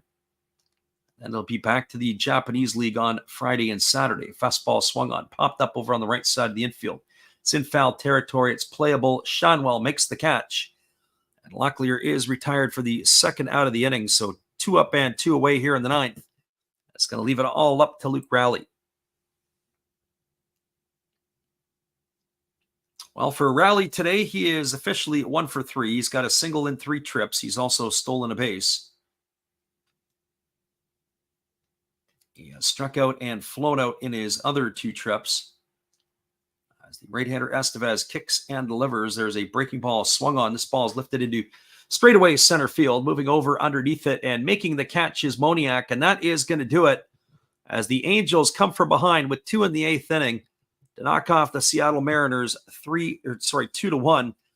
No runs, no hits, no errors, and nobody left the board here in the bottom of the ninth as the Mariners go quietly. We'll be back in just a couple moments to wrap this one up and to give you the look at the out-of-town scoreboard. Hang tight, everybody. Appreciate you guys for being with us here, listening in on the Last Raps Baseball YouTube channel. Hello, this is Eric Fox, formerly of the Oakland A's and Texas Rangers baseball teams. If you want to learn about Japanese baseball, see Coach Fred of Last Raps Baseball. If you want baseball instruction, see Coach Fred. If you want to learn about golf, do not go to Coach Fred. Fred, what kind of club is this? At Last Raps Baseball, we know baseball. Welcome back, everybody. We're going to wrap this baby up for you. It'll be a pretty quick one, and we'll give you the out-of-town scoreboard as all games across Major League Baseball that were played this afternoon have pretty much become finals. There are a full slate of games that will go on a little later today, but we'll give you the wrap-up here on this one, as well as everything else. Everything else is starting to get warmed up and underway. The finals for round baseball this afternoon, the Pirates knocked off the Cardinals 5-0. It was Perez getting the win. Liberatore took the loss for the Cards. 5-5-0 for the Pirates, 0-6-0 for the Cardinals. The Twins knocked off the Phillies 5-4, 5-9-0 for Minnesota, 4-9-0 for Philadelphia. Duran gets the win in relief. Gregory Soto, who got the win last night, takes the loss in relief. Brewers knocked off the Cubs 3-2 today, but they got bad news as they said that Christian Yelich's probably season is going to be over with some back surgery. Jacob Junis gets the win. He goes to 3-0 on the year. Neris takes the loss. He goes to 8-3. Pamps gets his 5th save of the year. 3-10-1 for the Brew Crew. 2-6-0 for the Cubs. Cubs look like they are done. Other final interleague play, we've got the Rockies 20-7 over the Red Sox. 20 runs, 21 hits, 1 error for the Rocks. 7-11-4 for the Red Sox. It was Quantrill getting the win. He goes to 7-7. Pivetta takes the loss. He goes to 4-7.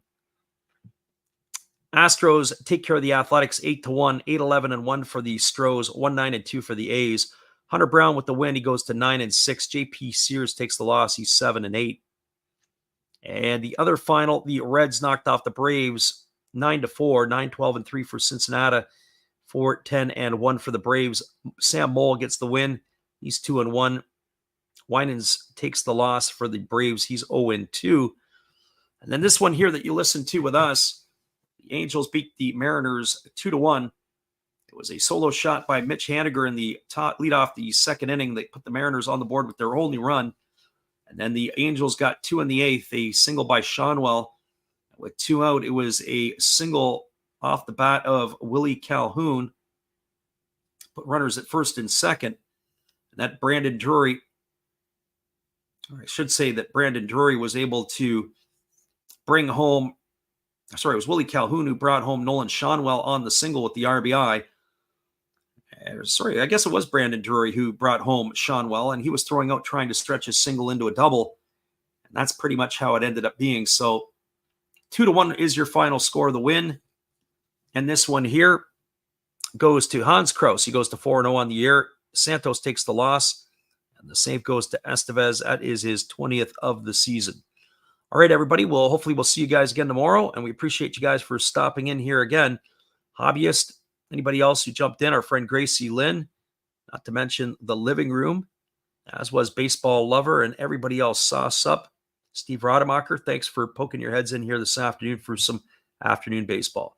Have a great day, everybody. We will see you again around the corner, and that would be tomorrow morning.